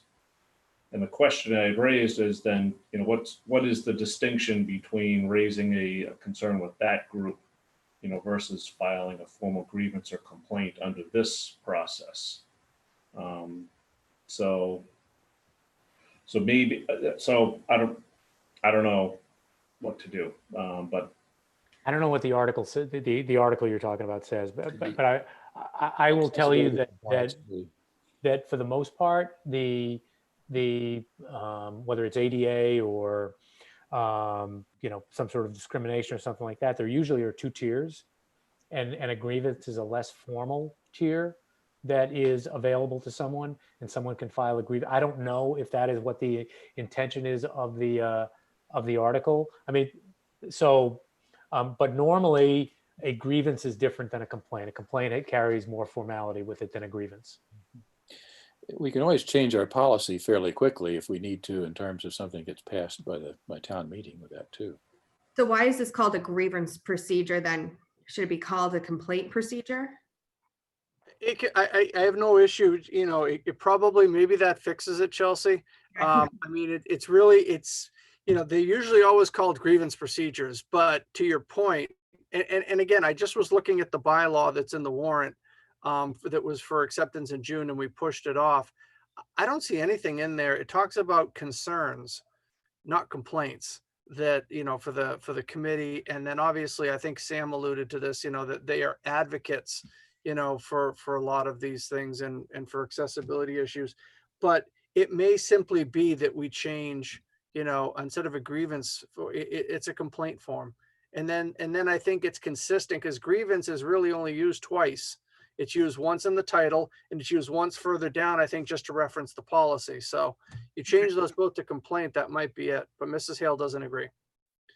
No, I do agree. I just wanted to add a quick footnote that these templates came from the Central Mass Regional Planning Committee. So I didn't want you to think that we chose that title grievance at the top for any particular reason. We didn't. We took their template and then we tweaked it, adding information that we thought, would be pertinent to Southborough. Okay. Knowing that it comes from them weighs in favor of revision. And Vanessa, can you confirm that the form is not an online form? It's like a form you have to print? Correct. And on that point, I looked at that again right before we jumped on tonight. And we are trying to make so many of our forms on the website fillable documents, which would be so much easier, especially when we are close to the public right now. So that is on our to-do list to make that a fillable form. Okay. And the ADA committee has not met on this policy? They have not. We have reached out to the chairman and he did not provide any feedback. So he does have the documents and had no feedback. You actually had a couple of conversations back and forth on email today. And correct. So Chelsea, if we change the word grievance, which happens at least a couple of times in there, to complaint, because they talk about complainant, that seems to me to make everything consistent. Does that fix it?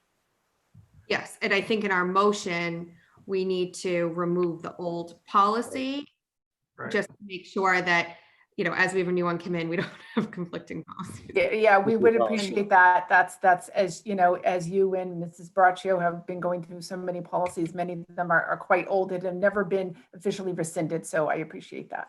And just one other comment on this also, if we could, it directs you, it gives a web page and it's listed as the ADA grievance form. We may want to resave the document. So it doesn't say grievance. If somebody's going to reference it from the town website, that it says complaint. Yeah. So. I quickly saw 2 references to grievance on the paperwork there, but we ought to do a word search and replace all the grievance with complaint. Agreed. Yep. Mr. Chairman, if there's no further comments, I just want to thank Vanessa for her work on this. As you probably know, this is one of the requirements that we have to have for CMRPC, who has agreed to work with us, file a grant with Mass Office of Disabilities on our behalf for an ADA self-evaluation and transition plan, which is what the town meeting approved $40,000 for us to do. And hopefully it's going to cost us a lot less to have it done through CMRPC. So I appreciate Vanessa's work on this, John Parents also.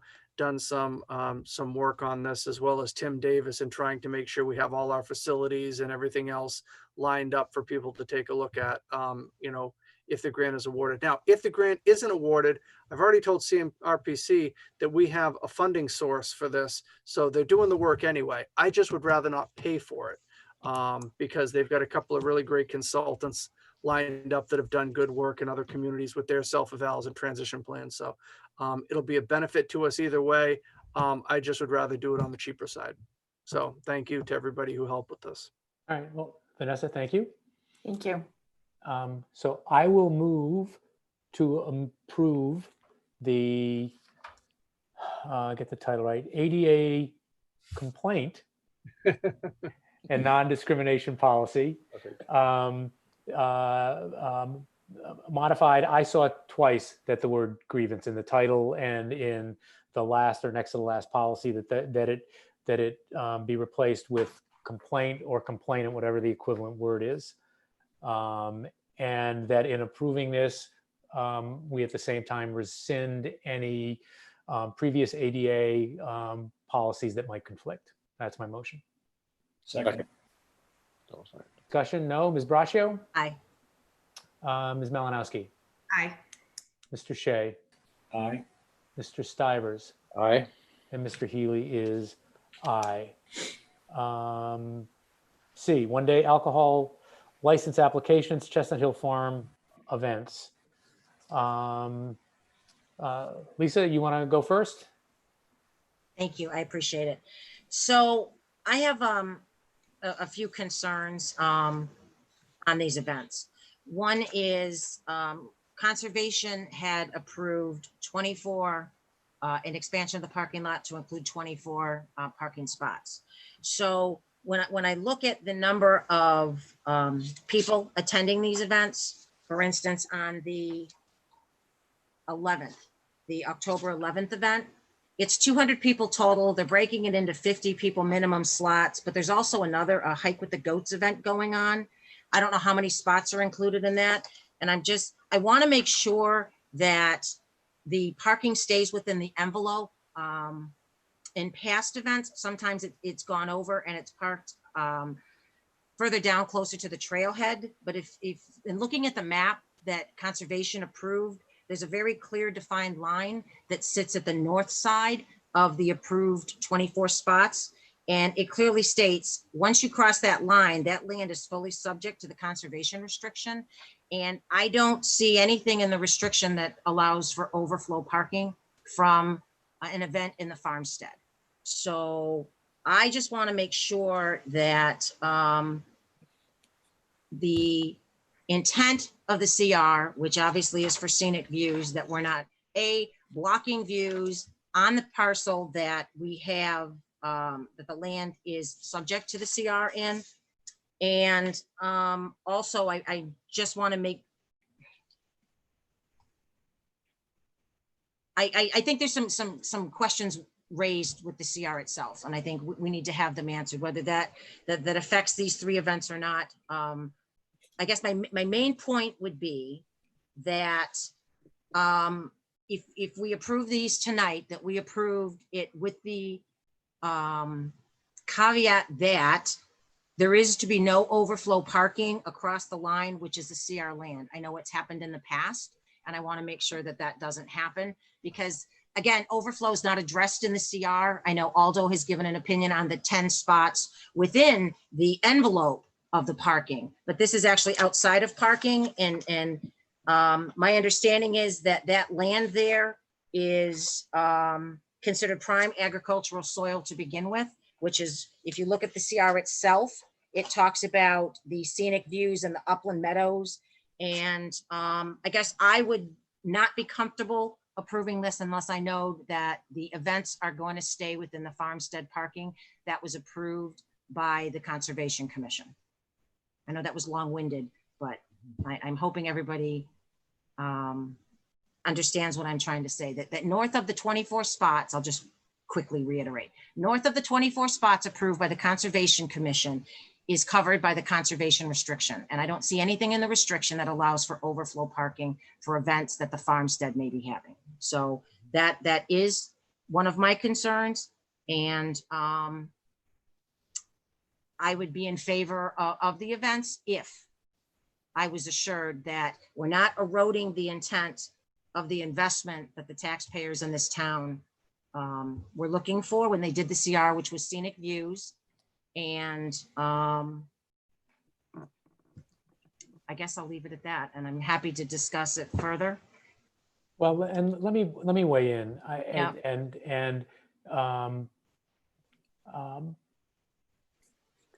I mean, I've dived pretty deeply into the conservation restriction and the land management plan, and this is what perplexes me. And you saw the letter I sent to the asking for written supplement to the application. I got a response to it, and it's the response that I thought I would get. And here's I don't know how other people feel about this. I know how I feel about it. The events, which as far as I can tell are as far from an educational event as you can get. They're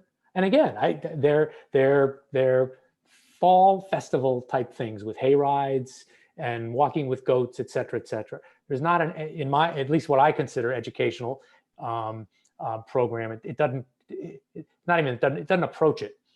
And the trustee's position is that sort of an event is authorized under the conservation restriction as an educational activity. Educational activity is defined in the conservation restriction as a program of instruction for the development of knowledge related to fostering the purposes of this conservation restriction. Someone convinced me that what is being advertised for the events at Chestnut Hill falls under that definition. And number two, many of us have professional certifications that we have to go through on an annual, semi-annual, whatever basis that are educational relating to our professions, or if we're doing public service stuff or something like that. And I have never been at an educational event, ever. I've been doing it for a long time where they serve alcohol, period. Or with goats, probably. I'm sorry? Or with goats, probably. Well, it's the alcohol thing. Yeah, there are a few goats, believe me. I just don't, I am very uncomfortable. I've been watching the conservation meetings involving the trustees. I've been watching planning, and I really think that the conservation restriction and the land management plan is being stretched beyond certainly what the spirit of those things were intended to be. And so I don't know what the vote is going to be on this, but I know what my vote is going to be. And that is, I'm not voting to approve these alcohol licenses. I just, I agree with Lisa's points about the parking and using a facility that's supposed to be pristine, it's farmland, et cetera, et cetera. Oh, we don't have room in the parking lot, we'll park on the farm. Really? Where dogs can't walk, but we can park, scores of cars there? I just think that we've lost our way a little bit in terms of what this conservation restriction and land management plan is supposed to accomplish. So anyway, I'm one of five, but alcohol licenses, to the extent we have authority here, they're not getting my yes vote. Comment? I'm sorry? Comment here? Are you? Comment from me, if you please. Oh, yeah, no. Asking my permission? My goodness. Come on. Go ahead, Sam. I've also been following the Concom meetings on this, and I think some of those conversations have been very productive recently, more so than previously, I think. But I also share some of your concerns, Marty, and I'm also concerned about the scale of activities there. I have followed a lot of the things that the Chestnut Hill Farm has been doing. I think it's a great program, great asset for the community, and a great use for that land.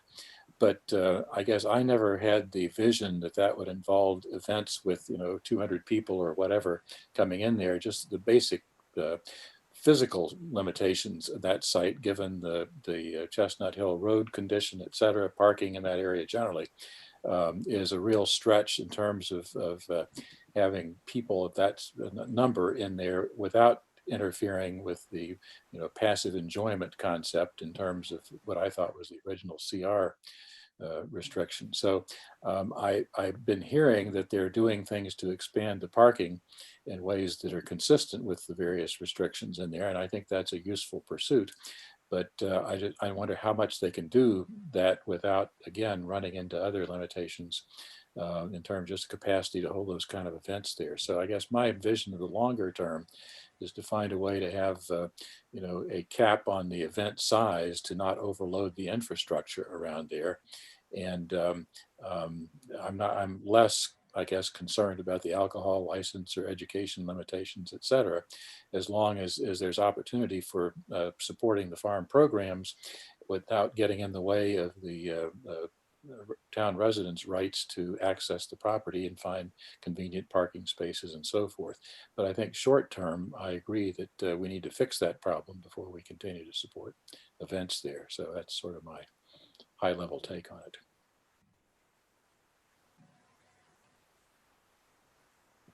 Chelsea O'Brien, Brian? No? Well, I guess I can count the cards, but I guess I would just voice what I believe is going to be the minority opinion. And I don't have a strong feeling towards it. I just think, I haven't been to any of these fall events that they've had at the farm, but I have been to a couple events in the spring that they have had. And I just think this presents, a great opportunity for members of the community that might otherwise not go to the farm. It attracts them to it and introduces them to it. We had discussions ourselves with the trustees back in the spring when the entire facility was closed. And, part of the working cooperatively with them to reopen it was an understanding on parking restrictions, and that, parking needed to be limited to the lot itself. So I guess I would be in favor of moving forward with it with, an understanding on the parking limitations that exist at the site. But I otherwise would be in support of the program that they're offering. So I'll leave it at that. Is there an option for them to manage the near-term events in a way that would not create significant overflow parking that would create congestion there that would be a problem? I'm not sure. Well, can I add one other point to this? So again, I'm going to use the event on the 11th. So what is the maximum number of expected attendees? 200 people total, 4 90-minute time limit slots with 50 people maximum at one time. So you do have cars coming in, but also one event ends at 1:30 and another one starts at 1:30. So how is the overflow? If you have 24 spots, how are you going to handle potentially the backup? Are we going to be backing up Chestnut Hill Road, which is a scenic road as well? Are we going to be creating other traffic issues? I guess that's my worry, is going outside of the confines of what conservation approved for approved parking spots. So, that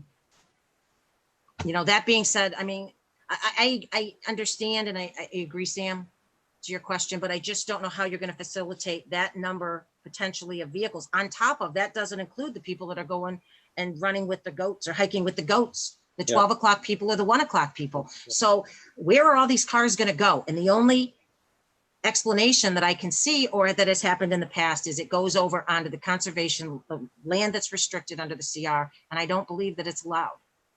Yeah. And again, go ahead, Chelsea.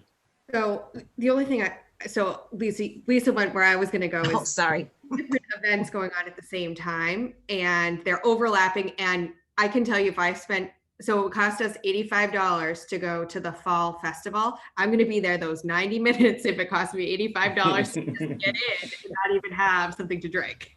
So I'm pretty sure that that's how most families would look at it, is it's 90 minutes. So I'm not leaving at 1:25 so that somebody can have my spot for their 1:30 slot. So I think if it was spaced out a little bit better and you did 12:30 to, 1:30 or 12 to 1:30 and then 2 to 3:30, then I think at least you're giving yourself, at least it would show that there was a plan in place for people to be coming in and coming out, maximizing the 24 spots that you have. But I think running two events at the same time, that concerns me as well. And Marty, for one of your points, I do think that they do have some educational programs. I think hiking with the goats could be considered educational. You're getting kids learning about animals and that kind of thing. So that I can see falling into the education part.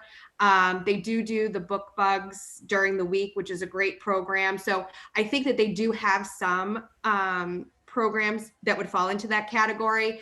I'm not sure about the brew hike and the fall festival, but those are some of my concerns. Is it's kind of it's not showing a well thought out plan for transitions and using the space that they have. I'm open to giving them some flexibility if there is a believable plan that can avoid some of the congestion, and maybe give them a little time to sort out some of the longer term issues here. But I think, to me at least, it's problematic to have a longer term plan that says we're going to host larger and larger events and more close proximity to them schedule wise.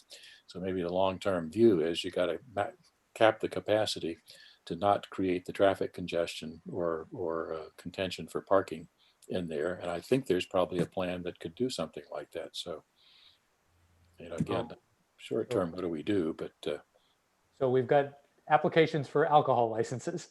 That's what's in front of us. All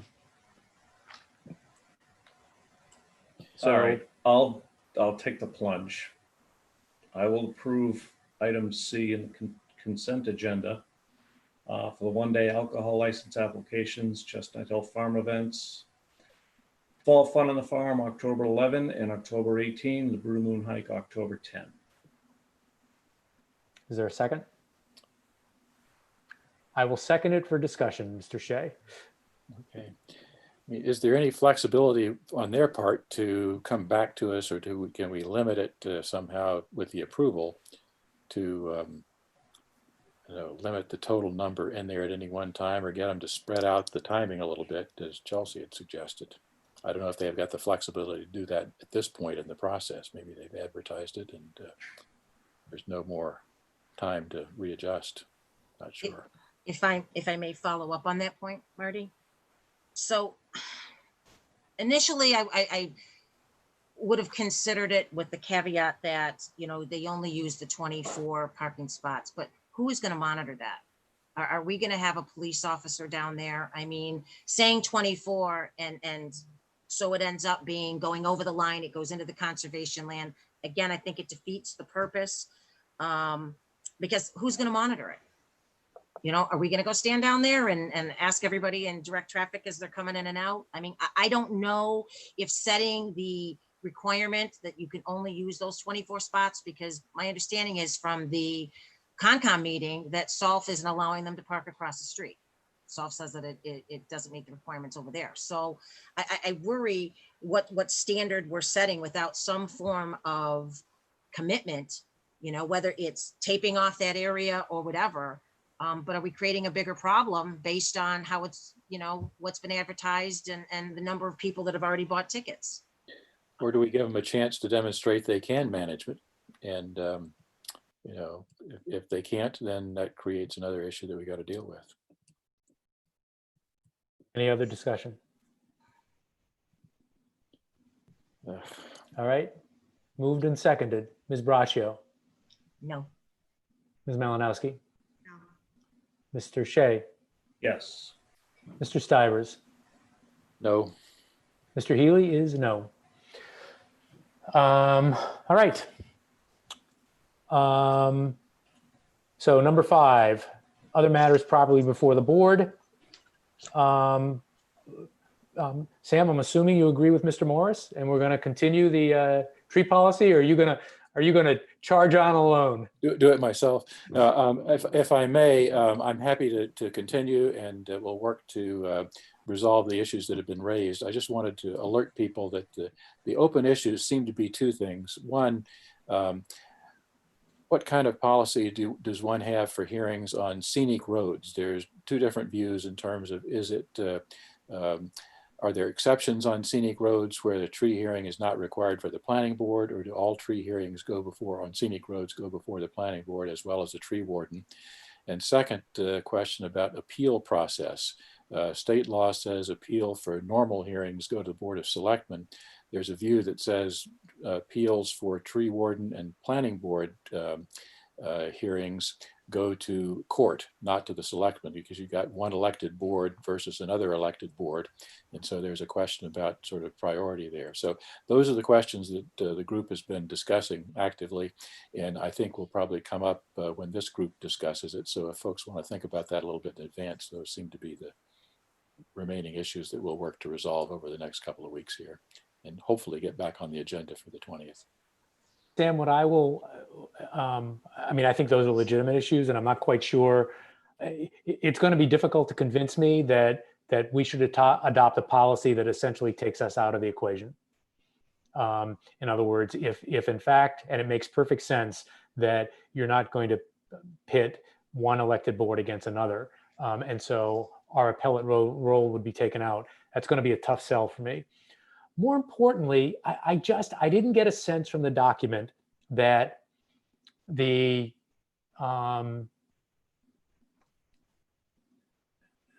mindset was, my mindset going into this would have been, and I think it should be, what is the problem here that we're trying to address? And I think this policy bites off a ton more than could possibly be necessary to address the issue as I see it, which is we want to make sure that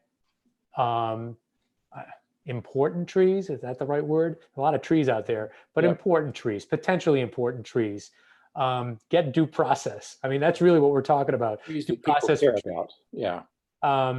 And I'm not sure if, and I'm not proposing this, but again, if that's the concern, and we've got a process that involves a tree warden having hearings, it strikes me that if we've got a competent tree warden and a competent process for noticing it, that we're 3/4 of the way there. And then whether it's to the Board of Selectmen or otherwise, and I think it should be the Board of Selectmen, there's a right of appeal. Presumably, if the planning board, any member of the planning board, felt that there had been a mistake or undue, not sufficient consideration for, again, an important tree, they could certainly push that issue up to the Board of Selectmen. And I'm not sure why that sort of simple process isn't a better route to take than essentially not just creating an entirely new wheel, but a whole stagecoach. I mean, that policy is a mouthful. That's my reaction to it. And again, I think you're right for trees that are not on scenic roads. I think it's very straightforward. Where it gets complicated more is on scenic roads, which state law gives the planning board a direct role there. And the question is, how far does that role go? So we will continue to noodle about that, as well as reinforcing that there are things that we can do and probably should be doing as far as getting advance notice from utility companies, which is again governed by another set of regulations. Agree completely. Agree completely. I just think that there is a much narrower issue that's of concern that can be addressed much more narrowly than what currently exists in that packet. It's just, again, it's a mouthful. Yep. So and that's that's my the 2 simple cents. version. Yeah, So that's my 2 cents. we had a bigger version. So okay, All right. we'll reconvene and try it again. Thank you. Do we need to move to table this or just not act and it can come up again? Okay. I think so. All right. Discussion of partial waiver. What is this on for, Mr. Purple? 5A? Yeah, so this was something, I've been having conversations with Miss Esposito when it comes to our liquor licenses, the Section 12 licenses, which are the big alcohol licenses, the restaurant all alcohols, the restaurant wine and malt, the club licenses. It accounts for about $11,200 in revenue from these licenses on an annual basis.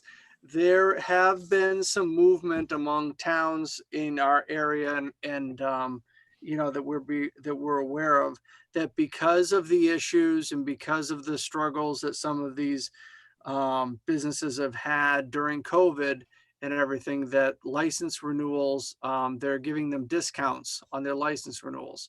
Some of them are looking at 25%, some of them are looking at 50, and some are looking at 10%.